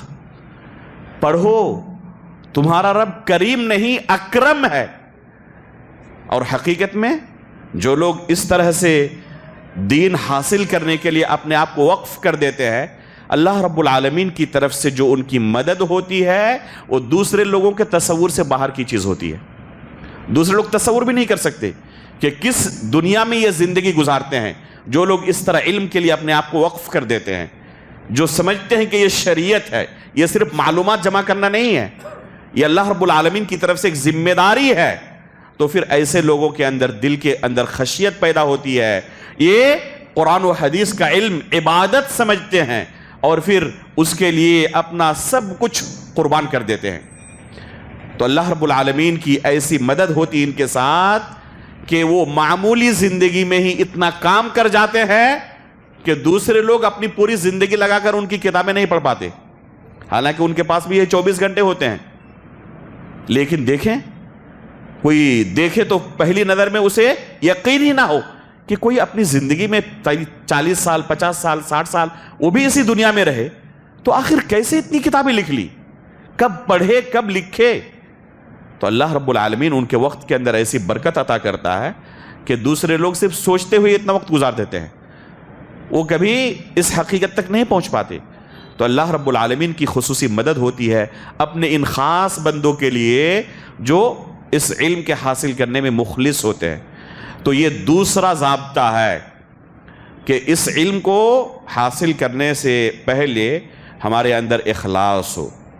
اگر اخلاص ہے تو یہ انتہائی عظیم عبادت ہے، اخلاص نہیں ہے تو یہ ہمارے لیے وبال جان بھی ہو سکتا ہے، یہ علم ہمارے لیے وبال جان بھی ہو سکتا ہے۔ تیسرا ضابطہ ہے کہ اس علم کو حاصل کرتے ہوئے جو اللہ رب العالمین نے طریقہ بتایا ہے اسی طریقے کو اختیار کریں۔ جو اللہ کے رسول صلی اللہ علیہ وسلم نے طلب علم کا طریقہ بتایا ہے اور سلف صالحین نے جس طریقے کو اختیار کیا ہے اسی طریقے کو اختیار کر کے اس علم کو حاصل کریں۔ کیا طریقہ بتایا ہے؟ اللہ کے رسول صلی اللہ علیہ وسلم کے بارے میں علمہ شدید القویٰ ہے نا، شدید القویٰ سے مراد جبریل علیہ السلام ہے کہ اللہ کے رسول صلی اللہ علیہ وسلم کو جبریل علیہ السلام نے اس شریعت کا علم سکھایا۔ اللہ کے رسول کے پاس جب جبریل علیہ السلام آئے تو کیا کہا؟ اقرأ، تو اللہ کے رسول نے کہا ما انا بقاری، اور پھر جبریل علیہ السلام نے اللہ کے رسول کو پڑھنا سکھایا۔ قرآن میں اللہ رب العالمین نے فرمایا علمہ، اس کا معنی کیا؟ تعلیم دی جبریل علیہ السلام نے اللہ کے رسول کو۔ اور پھر اللہ کے رسول کے بارے میں اللہ رب العالمین نے فرمایا لقد من اللہ علی المؤمنین اذ بعث فیہم رسولا من انفسہم یتلو علیہم آیاتہ ویزکیہم ویعلمہم الکتاب والحکمہ۔ تو اللہ کے رسول اللہ کی طرف سے جو شریعت ملی تھی صحابہ اکرام کو اس کی تعلیم دے رہے تھے، کتاب اللہ کی اور حکمت کی۔ اور حکمت کا لفظ جب کتاب کے ساتھ آئے تو اس سے مراد ہے سنت رسول۔ تو اللہ کے رسول صحابہ اکرام کو کتاب اللہ کی اور سنت کی تعلیم دے رہے تھے۔ یہ قرآن میں خود اللہ رب العالمین نے طریقہ بیان کیا ہے۔ اگر اللہ رب العالمین چاہتے تو عرب کی زبان عربی تھی، فصیح عربی سمجھتے تھے، بولتے تھے وہ، بلکہ انہیں اپنی زبان پر فخر تھا۔ خانہ کعبہ کے اوپر ان کے قصیدے لٹکائے جاتے تھے، دوسروں کو یہ عجم کہتے تھے اور اپنے آپ کو عرب کہتے تھے۔ تو ان کو اپنی زبان پر بڑا ناز تھا. اگر اللہ رب العالمین چاہتے تو صرف قرآن نازل کر دیتے ان کی زبان میں اور کہا جاتا کہ تمہارے لیے شریعت ہے, اسے پڑھ لو, سمجھ لو اور اس کے مطابق عمل کر لو. لیکن اللہ رب العالمین نے یہ طریقہ اختیار کیا, یا پھر اللہ کے رسول کو معلم بنا کر بھیجا. وَيُعَلِّمُهُمُ الْكِتَابَ وَالْحِكْمَةَ. قرآن میں اللہ رب العالمین یہ طریقہ بیان کر رہے ہیں کہ کیسے کوئی شریعت کا علم سیکھے گا تو اس کے لیے معلم کی ضرورت ہے. معلم سے اس شریعت کا علم سیکھنا ہے, ذاتی مطالعے سے نہیں. اور نئے صحابہ کرام خود سے قرآن پڑھ کر عالم بن سکتے تھے, شریعت کے اوپر عمل کر سکتے تھے, لیکن یہ طریقہ اللہ رب العالمین نے انہیں اختیار کرنے کا حکم نہیں دیا, بلکہ کیا حکم دیا؟ فَعْلَمْ أَنَّهُ لَا إِلَهَ إِلَّا اللَّهُ. تم سیکھو, جانو, علم حاصل کرو. علم کیسے حاصل کرو گے؟ اللہ کے رسول تمہارے لیے معلم ہیں, اللہ کے رسول کے پاس اس دین کا علم سیکھو. اور صحابہ کرام اللہ کے رسول کے پاس اس دین کا علم سیکھتے تھے. ابو ہریرہ رضی اللہ تعالی عنہ دن و رات اللہ کے رسول کے ساتھ سائے کی طرح لگے رہتے تھے, اللہ کے رسول کی حدیثیں سننے کے لیے, اللہ کے رسول سے دین سیکھنے کے لیے. اور بھی دوسرے صحابہ کرام اللہ کے رسول کے پاس ہمیشہ آتے اور دین سیکھتے تھے. اللہ کے رسول صلی اللہ علیہ وسلم کا ارشاد ہے, تسمعون ویسمع منکم. تسمعون, مجھ سے سن کر شریعت کا علم سیکھ رہے ہو. ویسمع منکم, اگلا جنریشن جو آنے والا ہے وہ بھی اسی طریقے سے سن کر تم سے شریعت کا علم سیکھے گا. وَيُسْمَعُ مِمَّنْ يَسْمَعُ مِنْكُمْ, اور جو پھر تم سے سنیں گے نا, اگلا جنریشن اس کے بعد جو آئے گا وہ بھی اسی طریقے سے سن کر اس شریعت کو سیکھیں گے. تو اللہ کے رسول نے تفصیل سے سمجھایا کہ اس علم کو کیسے حاصل کیا جائے گا. کتاب سے رٹ کر نہیں, بلکہ استاد سے سن کر. تو یہ ہے طلب علم کا طریقہ کہ استاد کے سامنے بیٹھ کر اس علم کو سیکھا جائے. استاد کے سامنے بیٹھ کر اس علم کو سیکھا جائے. اس کے علاوہ اگر کوئی دوسرا طریقہ اختیار کرتا ہے تو کتاب و سنت کی خلاف ورزی کر رہا ہے اور سلف صالحین کے طریقے کی خلاف ورزی کر رہا ہے. چنانچہ اسی زمانے میں, سلف صالحین کے زمانے میں, تابعین, تبع تابعین کے زمانے میں ہی بعض لوگوں نے اس طریقے کو چھوڑ کر ایک نیا طریقہ ایجاد کرنے کی کوشش کی. جب تک یہ علم لوگوں کی زبان سے ایک دوسرے تک منتقل ہوتا رہا تب تک یہ لوگ ظاہر نہیں ہوئے تھے. لیکن جیسے ہی اسے تدوین کیا جانے لگا, کتابوں کے اندر یہ علم منتقل ہونے لگا, تو کچھ لوگوں نے تن آسانی کے لیے کیا طریقہ اختیار کیا کہ ان کتابوں کو اٹھا کر رٹ لیا جائے اور اس طریقے سے عالم بننے کی کوشش کی جائے. چنانچہ بے شمار لوگ ایسے آئے جنہوں نے کتابوں سے رٹ کر اس علم کو حاصل کرنے کی کوشش کی, اور پھر کچھ چیزیں یاد ہو جانے کے بعد لوگوں کو سکھانے کے لیے میدان میں کود پڑے. اس موقع پر سلف صالحین نے سختی کے ساتھ ان سے نپٹا کہ یہ جتنے لوگ ہیں جو بغیر کسی استاد کے اس علم کو رٹ کر لوگوں کو سکھانا چاہتے ہیں تو ان سے دوری بنائے رکھیں, ان سے علم حاصل نہ کریں. سختی کے ساتھ ان لوگوں کی نوٹس لی. چنانچہ امام مسلم رحمہ اللہ نے اپنی صحیح کے مقدمے کے اندر تفصیل کے ساتھ اس مرحلے کو ذکر کیا ہے کہ جو لوگ اس طرح ظاہر ہوئے اور بغیر طلب علم کے, نشر علم کے میدان میں آ گئے, تو ایسے لوگوں سے علماء سلف نے سختی کے ساتھ نپٹا اور ان لوگوں سے عام طلبہ علم کو دور رہنے کی نصیحت کی. کہا لا یؤخذ العلم الا عمن شہد له بالطلب, کہ اس بندے سے علم حاصل نہیں کیا جائے گا جس کے بارے میں یہ معروف نہ ہو, یہ گواہی نہ دی جاتی ہو کہ ایک زمانے میں یہ خود طالب علم تھا, جس کے بارے میں پتہ نہیں کہ یہ کبھی کسی زمانے میں طالب علم خود تھا یا نہیں تھا, اور اچانک وہ معلم بن کر ظاہر ہوا. تو معلم بننے سے پہلے اس کا طالب علم بننا ضروری ہے. اب کوئی جو معلم بن کر لوگوں کے سامنے ظاہر ہوا ہے، اس کی ماضی کی زندگی میں کبھی ملتا ہی نہیں کہ طالب علم تھا یہ، تو کہہ رہے ہیں کہ ایسے لوگوں سے دور رہو۔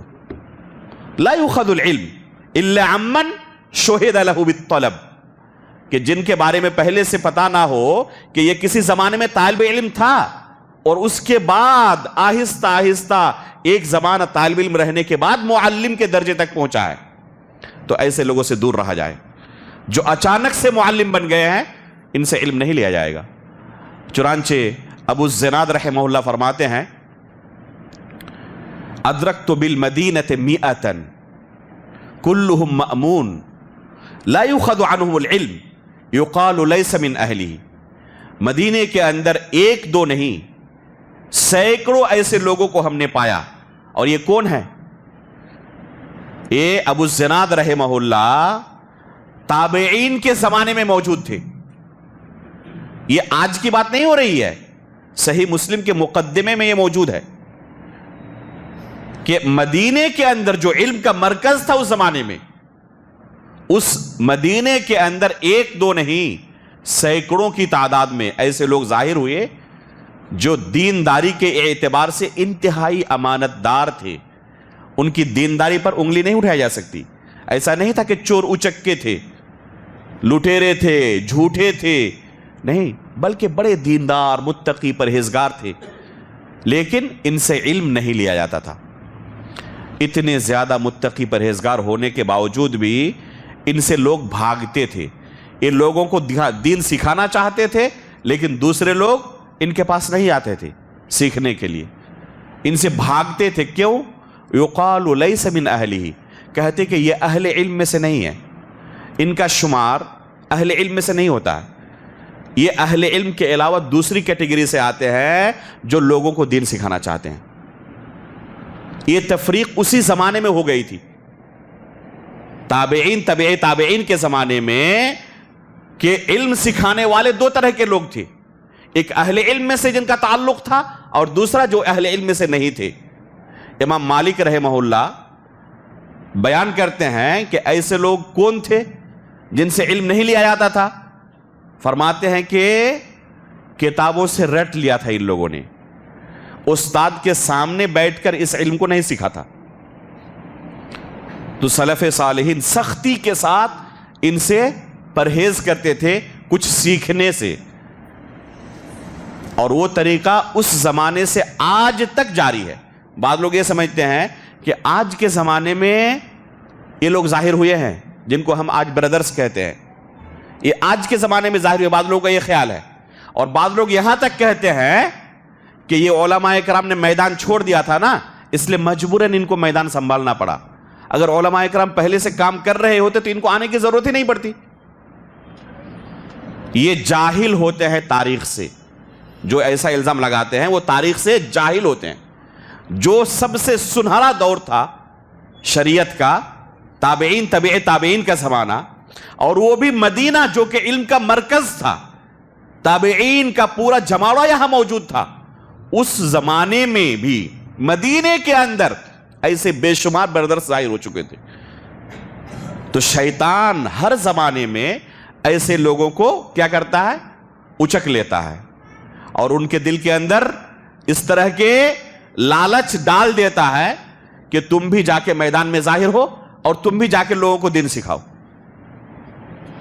اگر وہ حقیقت میں دین سکھانا چاہتے ہیں تو کوئی رکاوٹ نہیں ہے، پہلے وہی طریقہ اختیار کرے جو طلب علم کا طریقہ ہے۔ اللہ کے رسول کے جو صحابہ تھے، امام بخاری رحمہ اللہ نے ذکر کیا ہے کہ بہت سارے صحابہ کرام بڑی عمر کے بعد انہوں نے دین سیکھا تھا۔ اسلامی قبول کیا 60 سال کے بعد، 70 سال کے بعد، اور اس کے بعد انہوں نے دین سیکھا اللہ کے رسول سے۔ تو علم حاصل کرنے کی کوئی عمر نہیں ہوتی ہے۔ امام ابن حبان رحمہ اللہ 28 سال عمر ہو جانے کے بعد انہوں نے علم سیکھنا شروع کیا تھا، اور سیکھنا جب شروع کیا تو اس زمانے میں جو بھی علم کے مراکز تھے، جہاں جہاں علماء پائے جاتے تھے، کسی ملک کو نہیں چھوڑا، انہوں نے پوری دنیا کا سفر کیا، علماء کے پاس گئے اور اپنے آپ کو علم کے لیے وقف کر دیا، اور پھر اس کے بعد اللہ کے فضل و کرم سے علم کی خدمت کی۔ میاں سید نذیر حسین محدث دہلوی رحمہ اللہ شیخ الکل فی الکل کے لقب سے جو جانے جاتے ہیں، جن کے طلا میں صرف انڈیا کے ہی نہیں بلکہ پوری دنیا سے ان کے پاس لوگ حدیث کا علم سیکھنے کے لیے آتے تھے دہلی کے اندر، میاں سید نذیر حسین محدث دہلوی، انہوں نے کب شروعات کی تھی پڑھنے لکھنے کی؟ 16 سال کی عمر تقریباً ہو چکی تھی ان کی. اس وقت تک صرف کھیلتے رہتے تھے، کودتے رہتے تھے، علم سے کوئی واسطہ نہیں تھا. اور پھر اس کے بعد ہوش آیا کہ مجھے بھی پڑھنا لکھنا چاہیے، اور پھر اس کے بعد انہوں نے پڑھنا لکھنا شروع کیا. اور دیکھیں محنت کرنے کے بعد کس نتیجے تک پہنچے. تو علم سیکھنے کی کوئی عمر نہیں ہوتی ہے، انسان کسی بھی عمر کو پہنچ جائے اس عمر میں بھی علم سیکھ سکتا ہے. یہ علم سیکھنا خود اس کے لیے عبادت ہے.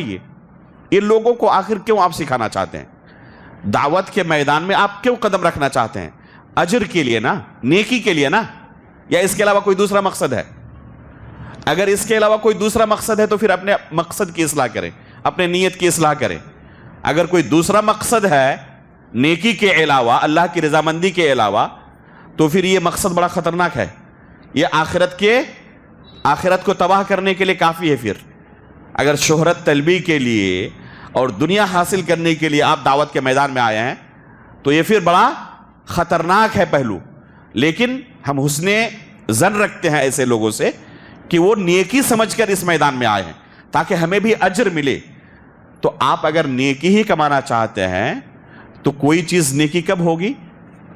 جب قرآن و حدیث سے اس کی دلیل موجود ہو.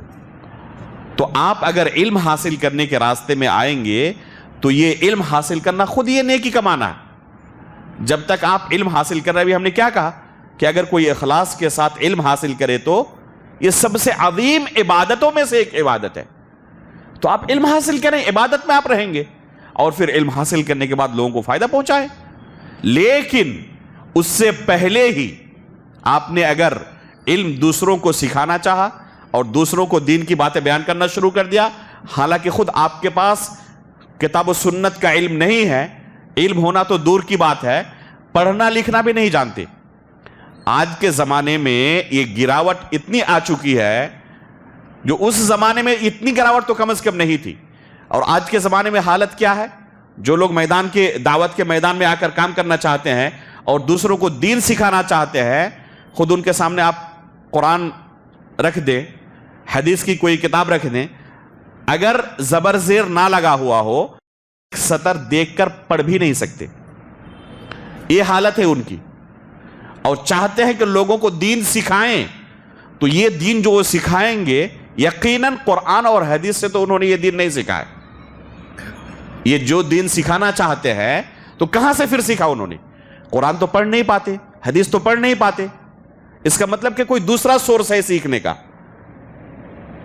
قرآن و حدیث سے یہ سیکھا ہوا دین نہیں ہے. اور جب قرآن و حدیث سے سیکھا ہوا دین نہیں ہے تو اس کے اندر غلطی کا زیادہ امکان ہے. اللہ کے رسول صلی اللہ علیہ وسلم فرماتے ہیں کہ جج 3 طرح کے ہوتے ہیں، جو فیصلہ کرتے ہیں وہ 3 طرح کے ہوتے ہیں. 2 قسم کے جج جہنم جانے والے ہیں، اور 1 قسم کا جج ہے جو کیا ہے؟ جنتی ہوگا. یہ 2 قسم کے جج جو جہنم جانے والے کون ہیں؟ ایک وہ جج جو بلا علم فیصلہ کرتا ہے. اس کی عدالت میں کوئی مقدمہ آیا، کوئی کیس آیا، اور اس کے پاس علم ہی نہیں کہ مجرم کون ہے، ظالم کون ہے، اور اس نے فیصلہ سنا دیا کہ اس کو بری کر دیا جائے اور اس کو سزا دے دی جائے. آپ نے کس بنا پر فیصلہ کیا؟ آپ نے تحقیق کی، جانتے تھے، عالم تھے، آپ نے علم حاصل کی، کوشش کی، فائل کو پڑھا، مقدمے کو پڑھا آپ نے؟ کچھ نہیں. اٹکل پچو تیر مارا. ہو سکتا ہے کہ فیصلہ درست بھی ہو جائے، ہو سکتا ہے کہ فیصلہ غلط بھی ہو جائے. اللہ کے رسول نے یہ نہیں کہا کہ جب فیصلہ غلط ہو تو جہنمی ہے، بلکہ بلا علم اگر اس نے فیصلہ کیا ہے تو وہ جہنمی ہے، چاہے اس کا فیصلہ درست ہو چاہے اس کا فیصلہ غلط ہو. کیونکہ یہ فیصلہ جو درست بھی ہو جائے گا علم کی بنیاد پر نہیں ہے. یہ فیصلہ درست ہونا یہ اندھیرے میں تیر لگنے کی طرح ہے. تو اس صورت میں بھی وہ جہنمی ہے. اور دوسرا شخص، دوسرا جج جو جہنمی ہوگا وہ کون ہے؟ علم کے باوجود علم کی مخالفت کرے، تحقیق کی، پورا علم حاصل کیا. ان دونوں میں سے مجرم کون ہے؟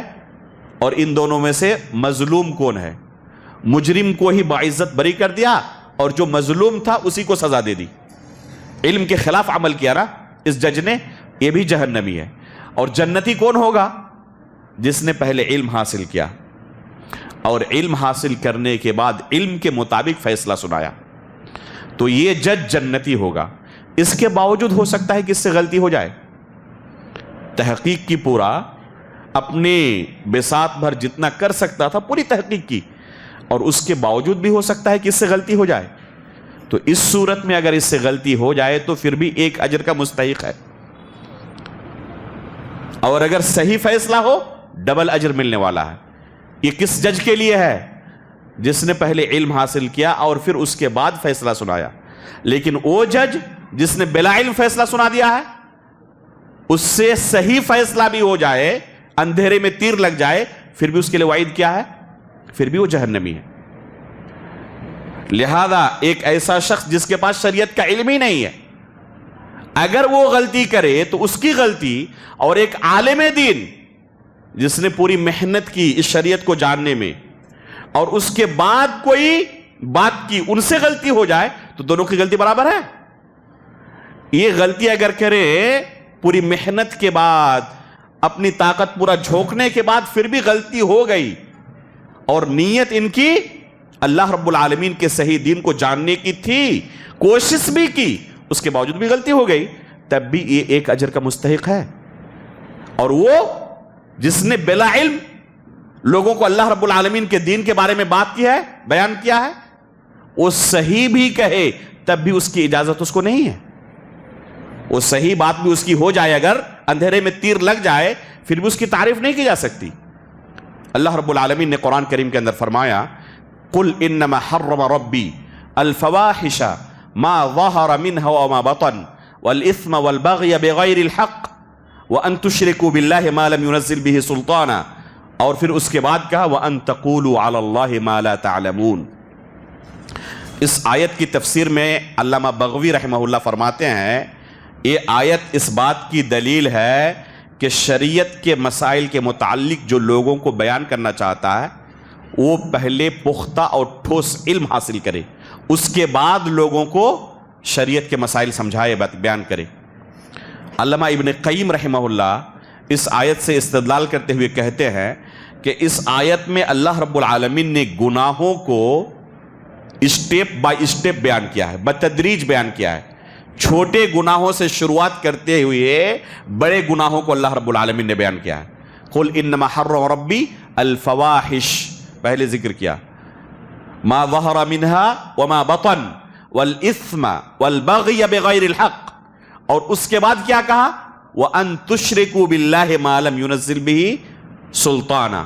اس کے بعد شرک کا تذکرہ کیا، اور اس کے بعد اللہ رب العالمین نے کہا وَأَن تَقُولُوا عَلَى اللَّهِ مَا لَا تَعْلَمُونَ.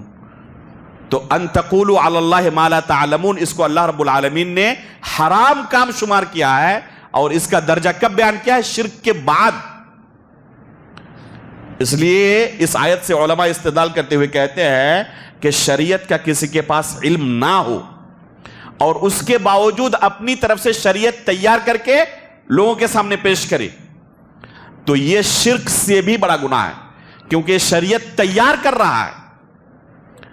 اور ایسے لوگوں سے آپ بات کریں، خود یہ اقرار کرتے ہیں، اپنی کانوں سے سنا ہے، خود یہ اقرار کرتے ہیں کہ جب ہم سے سوال ہوا تو اس وقت اس سوال کا بالکل بھی جواب پتا نہیں تھا، اور وہاں پر ہم نے سوال کو دہرایا، جو اس نے سوال کیا ہے اسی سوال کو ہم نے دہرایا تاکہ تھوڑا سا وقت مل جائے سوچنے کا. اور اسی دوران کیا کیا ہم نے؟ اسی دوران سوچ کر ایک جواب تیار کیا اور اس کے سامنے پیش کر دیا. خود اقرار کر رہا ہے کہ مجھے پتا نہیں تھا اس سوال کا جواب کیا ہوگا، لیکن آر محسوس ہو رہی ہے، لاکھوں لوگ دیکھ رہے ہیں لائیو. کیا ہوگا اگر ہم نے کہہ دیا کہ جواب نہیں پتا؟ بڑی بے عزتی ہو جائے گی. یہ اتنے لوگ جو پیچھے پیچھے گھوم رہے ہیں اندھے بن کر، یہ لوگ آہستہ آہستہ چھٹ جائیں گے. تو فین فالوورز کی بڑی فکر ہے، چاہے شریعت کے تیاں پاچا ہو جائے اس سے کوئی فرق نہیں پڑتا، اپنی طرف سے ایک شریعت تیار کی پیش کر دیا لوگوں کے سامنے. اللہ رب العالمین فرما رہے ہیں ان تقولوا علی اللہ ما لا تعلمون. کہ تم اللہ رب العالمین کے بارے میں نہیں جانتے، اس کے باوجود بھی زبان کھول رہے ہو شریعت کے مسئلے کے متعلق، اللہ رب العالمین کے متعلق، تو یہ شرک سے بھی عظیم گناہ ہے. ایک شریعت تیار کر رہا ہے. اللہ کے رسول جن کو نبی بنا کر اللہ نے بھیجا تھا، اللہ کے رسول سے زیادہ اس دین کو لے کر کسی کے پاس غیرت ہو سکتی ہے؟ مشرکین آتے تھے اللہ کے رسول کے پاس امتحان لینے کے لیے کہ آپ اپنے آپ کو سچا رسول اگر ثابت کر دیں تو ہم آپ کی بات مان لیں گے. یہ اللہ کے رسول کا امتحان ہو رہا ہے. اگر جواب نہیں دے سکے تو حالت کیا ہوگی؟ آپ کو جھوٹا مان لیا جائے گا کہ جھوٹے نبی ہے. اور اللہ کے رسول کو سوال کیا گیا، اللہ کے رسول کو جواب معلوم نہیں تھا. اللہ رب العالمین کی طرف سے اب تک اس بارے میں وحی نازل نہیں ہوئی ہے. اللہ کے رسول خاموش رہے، جواب نہیں دیا. یہ نہیں کہا کہ رسالت پر داغ لگ جائے گا، مجھے لوگ جھوٹا نبی سمجھ لیں گے، اس لیے کسی بھی طرح ان کو خاموش کر دو اور ان کو یہاں سے بھیجو. یہ کہا اللہ کے رسول نے. انتظار کرتے رہے یہاں تک کہ اللہ کی طرف سے وحی آئی، پھر جواب دیا. اللہ کے رسول کو جواب دینے میں تأمل ہو رہا ہے، اور آپ کی غیرت اللہ کے رسول سے زیادہ ہو گئی کہ کیسے ہم خاموش رہ جائیں. اگر خاموش رہ گئے تو شریعت کا بڑا نقصان ہو جائے گا، لوگ اس شریعت کو سچ نہیں مانیں گے. اس لیے کسی بھی طرح کوئی بھی لاجیکلی بات کر کے اس کو خاموش کر دو. تو جن کے پاس شریعت کا علم نہیں ہوتا، جرأت بہت زیادہ ہوتی ہے. اور جن کے پاس شریعت کا علم ہوتا ہے، جو حقیقت میں ہم نے جو اسٹیپ بیان کیا نا، اخلاص کے مراحل ذکر کیا، حقیقت میں جن کے پاس یہ چیز ہوتی ہے کہ وہ اس علم کو عبادت سمجھتا ہے، ذمہ داری سمجھتا ہے کہ کتنی بڑی ہمارے اوپر ذمہ داری عائد کر دی، تو ڈرتا ہے کہیں ہم سے کوئی غلطی سرزد نہ ہو جائے. زید بن ثابت رضی اللہ تعالیٰ عنہ کو ابو بکر صدیق رضی اللہ تعالیٰ عنہ کے زمانے میں جب جمع قرآن کے لیے جو کمیٹی تیار کی گئی، قرآن کو ایک مصحف کی شکل میں جمع کیا جائے، اس کے لیے ابو بکر صدیق رضی اللہ تعالیٰ عنہ کے دور خلافت میں ایک کمیٹی تیار کی گئی، اور اس کا سربراہ بنایا گیا کن کو؟ زید بن ثابت رضی اللہ تعالیٰ عنہ کو. فرماتے ہیں کہ اگر کسی پہاڑ کو اپنی جگہ سے منتقل کر کے دوسری جگہ لے جانے کا حکم مجھے دیا جاتا تو یہ کام میرے لیے زیادہ آسان تھا بنسبت اس کے کہ مجھے قرآن کو جمع کرنا پڑے. اللہ اکبر. یہ ہے خشیت. انما یخشی اللہ من عبادہ العلماء،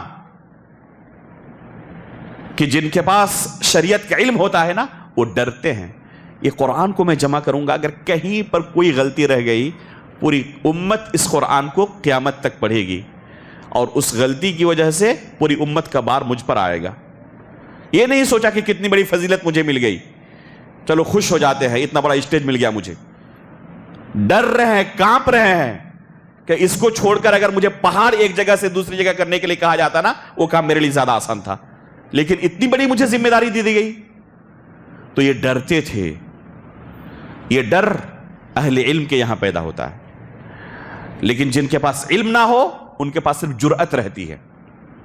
عبداللہ بن مسعود رضی اللہ تعالیٰ عنہ کہتے تھے کہ جن کے پاس ہر سوال کا جواب ہو تو حقیقت میں ان کی دماغی حالت جا کے چیک کرو، مجنون ہوگا، پاگل ہوگا. اگر دماغی حالت صحیح ہوگی تو ہر سوال کا جواب نہیں دے سکتا وہ. اور آج لوگوں کو دیکھیں، آپ نہیں پائیں گے ان کی پوری تاریخ میں کہ کبھی کسی سوال کے جواب میں کہا ہو کہ ہمیں اس سوال کا جواب نہیں پتا ہے، بلکہ لوگوں کو ابھارتے ہیں سوال کرنے کے لیے.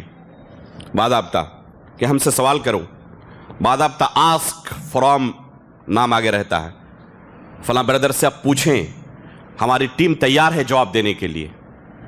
اور سلف صالحین بھاگتے تھے کہ ہم سے کوئی سوال کر لے، کسی دوسرے کی طرف ریفر کر دیتے تھے. ہمارے پاس بہت سارے سوالات آتے ہیں، ان میں سے اکثر سوالوں کو ہم جواب نہیں دے پاتے. اکثر سوالوں کے بارے میں اللہ عالم کہتے ہیں. کبھی سوال آیا، آدھے سوال کا جواب دیا اور آدھے کے بارے میں کہا کہ اس کے بارے میں نہیں پتا، صرف آدھے سوال کا جواب دے سکتا ہوں، اتنا ہی ابھی یقین ہے، اور اس کے بارے میں بھی نہیں کہہ سکتا ہوں، کیونکہ یہ ذمہ داری ہے. اللہ رب العالمین کے پاس مجھے پوچھا جائے گا اس کے بارے میں.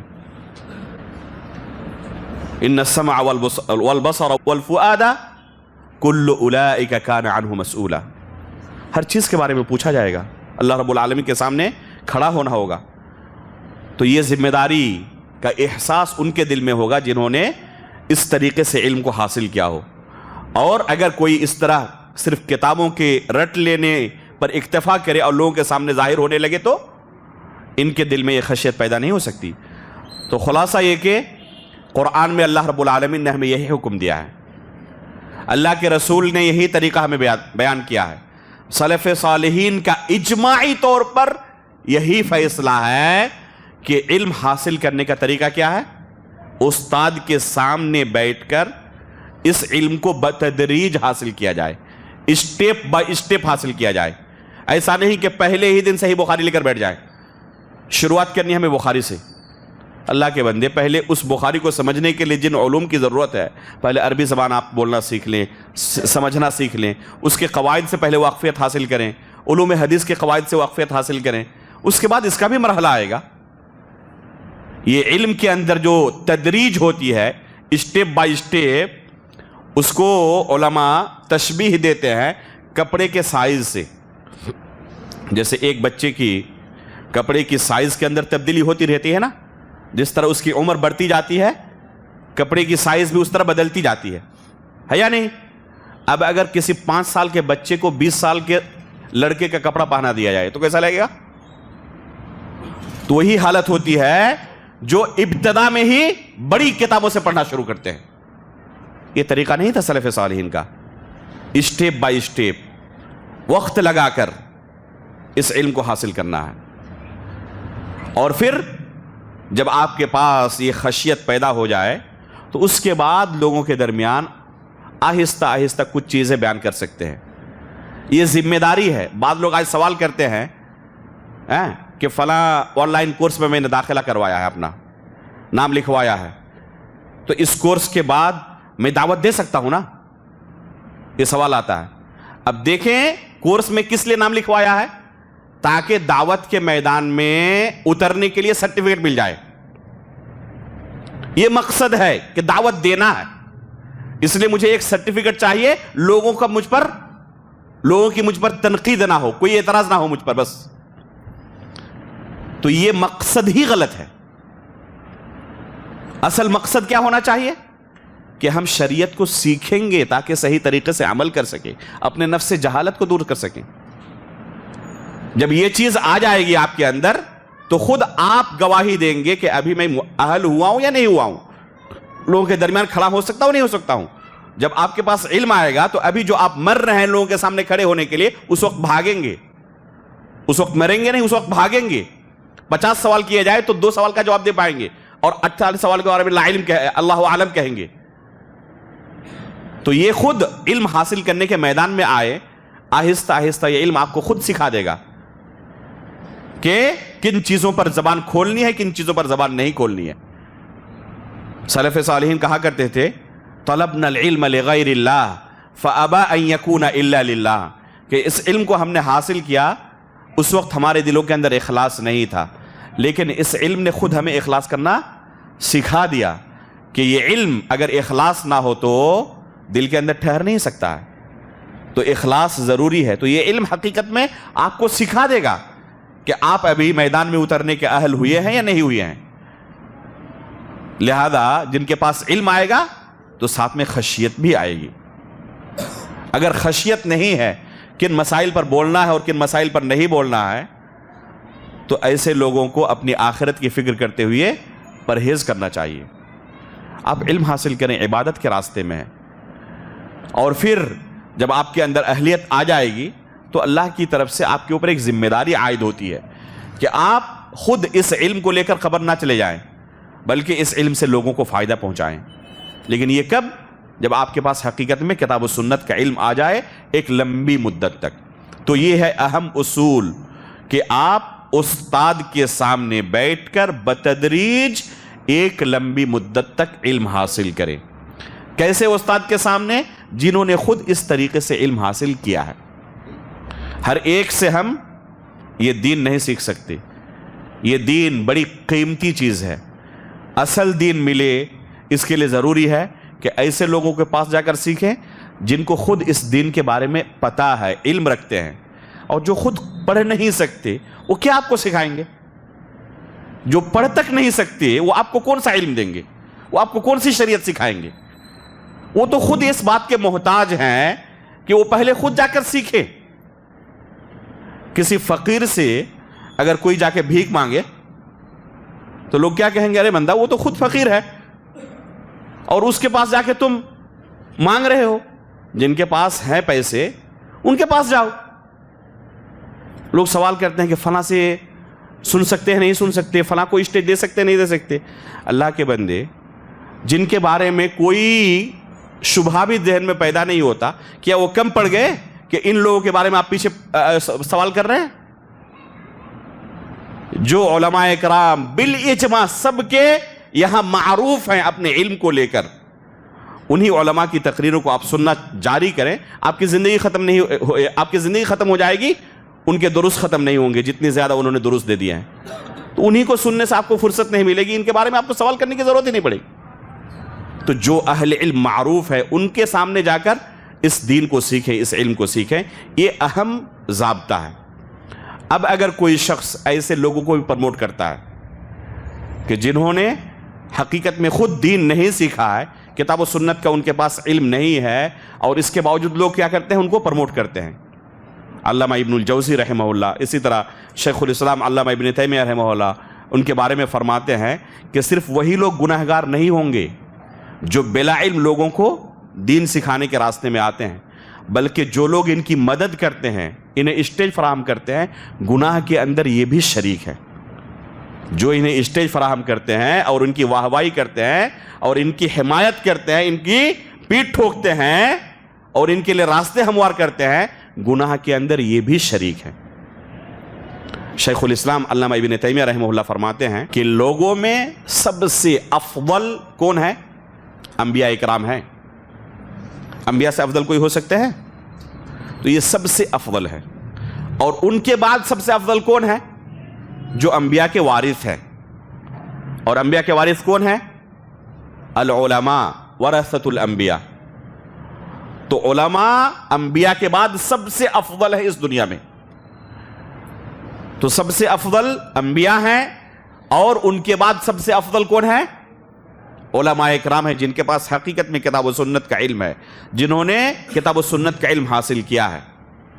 اور اس کے بالمقابل دنیا کے اندر سب سے بدترین لوگ، سب سے شریر قسم کے لوگ کون ہیں؟ انبیاء کے بالمقابل جو لوگ ہیں وہ کون ہے؟ جو نبی تو نہیں ہے لیکن نبوت کا جھوٹا دعویٰ کرتے ہیں۔ ایسے گزرے بہت سارے لوگ۔ مرزا غلام احمد قادیانی کو جانتے ہیں آپ لوگ؟ نام سنے ہیں؟ کیا کہتا تھا اپنے بارے میں؟ کہ میں بھی نبی ہوں۔ اس طرح اور بہت سارے گزرے ہیں۔ تو شیخ الاسلام ابن تیمیہ رحمہ اللہ فرماتے ہیں کہ جو لوگ نبی نہ ہونے کے باوجود نبوت کا جھوٹا دعویٰ کرتے ہیں، یہ سب سے بدترین قسم کے لوگ ہیں۔ جس طرح وہاں پر سب سے افضل انبیاء ہیں، تو سب سے بدترین کون ہیں؟ جو ان کی مشابہت اختیار کرنے کی کوشش کرتے ہیں حالانکہ ہے ہی نہیں، جو نبوت کا جھوٹا دعویٰ کرتے ہیں، نبی حقیقت میں ہے نہیں اور کہتے کہ میں بھی نبی ہوں۔ یہ سب سے بدترین قسم کے لوگ ہیں۔ اور ان کے بعد دنیا میں سب سے بدترین قسم کے لوگ کون ہیں؟ جس طرح وہاں پر ان کے بعد سب سے افضل کون ہے؟ علماء اکرام ہیں۔ تو یہاں پر بھی ان جھوٹے نبیوں کے بعد سب سے بدترین قسم کے لوگ وہ ہیں جن کے پاس شریعت کا علم نہیں ہوتا، اس کے باوجود لوگوں کے سامنے اپنے آپ کو عالم بنا کر پیش کرتے ہیں کہ میں بھی شریعت کا عالم ہوں۔ یہ انتہائی بدترین قسم کے لوگ ہیں۔ ان کے پاس شریعت کا علم نہیں ہے اور لوگوں کو دھوکہ دے رہے ہیں کہ ہمارے پاس بھی شریعت کا علم ہے، اور لوگ دھوکہ کھا جاتے ہیں۔ جو بھی اسٹیج سنبھال لے، جو بھی دو چار لچھی دار باتیں کر لے، کیمرے کے سامنے ظاہر ہو جائے، لوگ اسے عالم سمجھنے لگتے ہیں۔ اور جب عالم سمجھتے ہیں تو پھر ان کے پاس دین کے سوالات لے کر آتے ہیں، ان سے دینی مسائل کے متعلق پوچھتے ہیں، اور ایسے لوگ کبھی بھی اللہ عالم نہیں کہیں گے۔ یہ بلا علم لوگوں کے سوالوں کا جواب دیتے ہیں، اور نتیجہ کیا ہوتا ہے؟ یہ خود گمراہ ہوتے ہیں، دوسروں کو گمراہ کرتے ہیں۔ تو یہ تمام چیزیں بالاجماع ہیں۔ یہ کوئی ایسی چیز نہیں ہے جو ڈھکی چھپی چیز ہو۔ میں نے ایک کتاب لکھی ہے برادرز کی دعوت کتاب و سنت اور منہج سلف کی روشنی میں، تقریباً 130-40 صفحے کی کتاب ہے یہ. اس کتاب کو پڑھیں، اور اگر کسی کے ذہن میں یہ شبہ پیدا ہو رہا ہے کہ ان برادرز کو بھی کوئی نہ کوئی تھوڑی سی گنجائش بنتی ہے کہ ان کو بھی اسٹیج دیا جا سکتا ہے، تو اس کتاب کو پڑھیں. انشاءاللہ امید ہے کہ آپ کے ذہن سے یہ شبہ دور ہو جائے گا. میرے بھائیوں، یہ کوئی مختلفی مسئلہ نہیں ہے کہ اس میں بعض لوگوں کا اختلاف ہے، اس لیے گنجائش ہے. بعض لوگوں نے کہا ہے کہ ان کو بھی اسٹیج دیا جا سکتا ہے، ان کی بھی باتیں سنی جا سکتی ہیں. یہ کوئی مختلفی مسئلہ نہیں ہے، یہ دن کے اجالے کی طرح روشن مسئلہ ہے کہ جو لوگ یہ میدان اختیار کرتے ہیں، جنہیں قرآن و حدیث پڑھنا نہیں آتا، یہ گناہ کا کام کر رہے ہیں، اور کوئی معمولی قسم کا گناہ نہیں. یہ لوگوں کو، امت کو گمراہ کرنے کا کام کر رہے ہیں. خود گمراہ ہوتے ہیں، دوسروں کو گمراہ کرتے ہیں. اور جو بھی ان کو مواقع فراہم کرتے ہیں، ان کو اسٹیج دیتے ہیں اور ان کے راستے ہموار کرتے ہیں، اس گناہ میں وہ بھی شریک ہے. اس گناہ میں وہ بھی شریک ہے. واضح طور پر سلف صالحین کا یہ موقف ہے. اس لیے علم یہ بڑی قیمتی چیز ہے.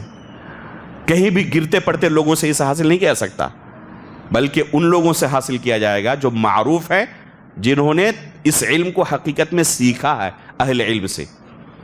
یہ پہلی شرط ہے. جس استاد سے آپ علم کو سیکھیں گے اس کے اندر یہ صفت ہونی چاہیے. دوسری شرط ہے اس استاد کے اندر، جس استاد سے آپ شریعت کا علم سیکھیں گے، کہ وہ آپ کو صحیح علم سکھائے، وہ آپ کو وہی دین سکھائے، وہی شریعت سکھائے جو اللہ کے رسول نے اپنے صحابہ کو سکھایا تھا. وہ آپ کو کوئی بگڑا ہوا دین، ڈپلیکیٹ دین نہ سکھائے، اوریجنل دین سکھائے. اور اوریجنل دین سکھانے کا مطلب کیا ہے؟ سلف صالحین کے منہج پر قائم ہو. وہ کوئی ایسے دین کو نہ سکھائے جو سلف صالحین، صحابہ اکرام، تابعین، تبع تابعین کہ یہاں جو معروف دین تھا اس سے ہٹا ہوا ہو. چنانچہ اللہ کے رسول صلی اللہ علیہ وسلم جب اس دنیا سے رخصت ہوئے تو تمام کے تمام صحابہ ایک دین پر قائم تھے. جیسے جیسے وقت گزرتا گیا، نئے نئے باطل فرقے ظاہر ہوتے رہے گمراہیوں کے ساتھ، اور اس جماعت سے کٹتے گئے. اللہ کے رسول نے پہلے پیشن گوئی کی تھی کہ اس طرح لوگ کیا کریں گے؟ کٹتے جائیں گے، اور اس امت کے اندر بے شمار فرقے پیدا ہو جائیں گے. تو جس سے آپ دین سیکھ رہے ہیں، دیکھیں کہ اسی صحابہ اکرام کے اصل دین پر باقی ہے بندہ، یا جو لوگ کٹ گئے اس دین سے، یہ بدعتیں جو ان گمراہ لوگوں کے یہاں ہیں، انہی بدعتوں کو یہ جمع کر کے لوگوں کے سامنے پیش کر رہا ہے. تو اگر آپ کے استاد کا منہج صحابہ اکرام کے منہج والا نہ ہو، بلکہ جو گمراہ فرقے اس امت میں پیدا ہوئے ان گمراہیوں کو اپنا دین بنا لیا ہو، اور وہی گمراہیاں سکھا رہا ہو لوگوں کو، تو ایسے استاد سے پرہیز کریں، ایسے منحرفین سے پرہیز کریں. اللہ کے رسول صلی اللہ علیہ وسلم فرماتے ہیں، من سمع بالدجال فلینع عنہ. 3 مرتبہ اللہ کے رسول نے اس جملے کو دہرایا کہ جو دجال کے ظاہر ہونے کے بارے میں سن لے کہ دجال ظاہر ہو چکا ہے، تو اس سے دوری اختیار کر کے رکھے. ایسا نہیں کہ ہاں سنا کہ ہاں فلاں علاقے میں دجال ظاہر ہو چکا، آ چکا ہے، تو فوراً جا کے دیکھیں کیسا لگتا ہے دیکھنے میں. ذرا سنا تو بہت ہے، ہم نے حدیثوں کے اندر بہت پڑھا ہے کہ یہ طاقت ہوگی اس کے پاس، یہ طاقت ہوگی. اللہ کے رسول نے بہت زیادہ اس دجال سے بچنے کے لیے صفات بیان کی ہے. تو ذرا دیکھیں اپنی آنکھوں سے کیسے کیسے کام کرتے ہیں، یہ کیا کیا کرتب دکھاتے ہیں. اس کے پاس جنت ہوگی، جہنم، یہ تمام چیزیں، تو دیکھیں کیسا ہوتا ہے. لوگ بہت سارے کیا کریں گے؟ ایکسائٹڈ ہو کر جائیں گے دیکھنے کے لیے. اللہ کے رسول منع کر رہے ہیں اپنی زندگی میں ہی، اور 1 مرتبہ نہیں 3 مرتبہ اس کلمے کو دہراتے ہیں، من سمع بالدجال فلینع عنہ. جو دجال کے ظاہر ہونے کے بارے میں سن لے وہ اس سے دوری اختیار کرے، اس کے پاس نہ جائے. اس کے بعد آگے اللہ کے رسول کیا فرماتے ہیں کہ ایسا بھی بندہ ہماری امت میں ہوگا کہ جو اپنے بارے میں بڑا خوش فہمی میں شکار ہوگا کہ میں تو بڑا پکا سچا مومن ہوں. اگر دجال کو جا کے دیکھ ہی لیا اور اس کے شبہات اور اس کے پاس جو طاقتیں ہیں ان کو اگر دیکھ ہی لیا تو تھوڑے میں گمراہ ہوں گا. مجھ جیسا پکا سچا مومن تھوڑے گمراہ ہو سکتا ہے. اللہ کے رسول خود بیان کرتے ہیں کہ اس طرح خوش فہمی میں مبتلا ہو کر جائیں گے بعض لوگ, اور جا کر کیا کریں گے؟ دجال کو دیکھنے کے بعد اس کے شبہات کا اسیر ہو کر اسی کی جماعت کا ایک فرد ہوگا وہ. پھر یہ اللہ کے رسول نے اپنی زندگی میں پیشن گوئی کر دی ہے. علماء کرام نے اس حدیث سے جو مسائل استنباط کیے ہیں تو ان کو پڑھیں. کہتے ہیں کہ ایسا ہر شخص جس کے پاس شبہات ہو, ہم نے شروع میں کہا تھا نا کہ شبہات کی گندگی سے اپنے آپ کو بچانا ہے, تو جن کے پاس شبہات ہو ایسے لوگوں کے شبہات سے اپنے آپ کو دور رکھنا ضروری ہے. اگر کوئی ان شبہات کو سنے تو پتہ نہیں کون سا شبہ دل کے اندر گھر کر جائے اور دنیا و آخرت تباہ و برباد ہو جائے. یہ بھی مسئلہ کہ جس استاد سے ہم دین سیکھیں گے ان کا سلف صالحین کے منہج کا حامل ہونا ضروری ہے, یہ مجمع علیہ مسئلہ ہے جس میں کوئی اختلاف نہیں. ایک دو نہیں, سینکڑوں اس طرح کے نصوص موجود ہیں. میں نے صرف 2 کتابوں کے اندر گنا, ایک الابانہ امام ابن بطہ الاکبری رحمہ اللہ کی, اور ایک شرح اصول اعتقاد اہل السنت والجماعہ امام لالکائی کی. 200 سے زیادہ نصوص صرف ان 2 کتابوں کے اندر مجھے ملے, 200 سے زیادہ, جن میں سلف صالحین نے ایسے لوگوں سے دور رہنے کا حکم دیا ہے جن کے یہاں کوئی انحراف ہے, بدعت ہے, کہ ایسے لوگوں سے دور رہو, ان کے پاس جا کر علم نہ لو. تو یہ کوئی مختلفی مسئلہ نہیں ہے, مجمع علیہ مسئلہ ہے کہ ایسے لوگوں سے اپنے آپ کو دور رکھنا ہے. اگر ہمارے زمانے میں بات کی جائے تو جماعت اسلامی ایک ایسی گمراہ جماعت ہے جنہوں نے بے شمار گمراہیوں کو اپنے اندر جمع کر لیا ہے. روافظ کے یہاں جو گمراہی تھی صحابہ اکرام پر طعن و تشنیع کرنے کی, اس جماعت میں موجود ہے. جہمیہ کے اندر جو گمراہی تھی اللہ رب العالمین کی صفات میں تعویل کرنے کی, اس جماعت میں گمراہی موجود ہے.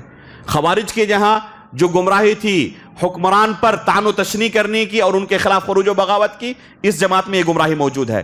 الغرض جو بڑی بڑی گمراہ جماعتوں کے اندر بڑی بڑی گمراہیاں تھی, اس جماعت نے اپنے اندر تمام گمراہیوں کو جمع کر لیا ہے. یہ ان گمراہیوں کا مجموعہ ہے. اب اگر کوئی ان کے فکر سے متاثر کسی شخص سے شریعت سیکھنے جائے گا تو اصل دین سیکھ پائے گا یا بگڑا ہوا دین سیکھے گا؟ ظاہر سی بات ہے کہ یہاں سے اسے اصل دین نہیں ملنے والا ہے, یہاں سے بگڑا ہوا دین ہی وہ سیکھے گا. لہذا ضروری ہے کہ ایسے استاد کا انتخاب کیا جائے جس کے اندر 2 صفات موجود ہوں. پہلی صفت, انہوں نے ایک لمبی مدت تک اساتذہ کے سامنے بیٹھ کر بتدریج شریعت کا علم سیکھا, اور دوسری صفت اصل دین لوگوں کو سکھا رہا ہو, یعنی سلف صالحین کے منہج پر قائم ہو. اسے اساتذہ سے اس دین کو سیکھنے کی ضرورت ہے. اگر کوئی اس طریقے سے آگے بڑھتا ہے تو یہ طلب علم انتہائی عظیم عبادت ہے, اس کی بڑی فضیلت آئی ہوئی ہے حدیث کے اندر.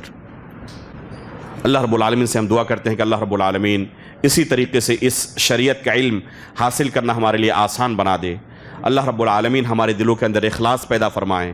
اللہ رب العالمین اسی دین کا علم حاصل کرتے ہوئے ہمیں آخری سانس تک جمے رہنے کی توفیق عطا فرمائے, ایمان اور عمل صالح کی توفیق عطا فرمائے. ایمان کی حالت پر ہماری وفات ہو, نبیین صدیقین شہداء و صالحین کے ساتھ ہمارا حشر ہو. آمین تقبل یا رب العالمین. وصلی اللہ علی نبینا محمد. سبحانک اللہم و بحمدک, اشہد ان لا الہ الا انت, استغفرک و اتوب الیک.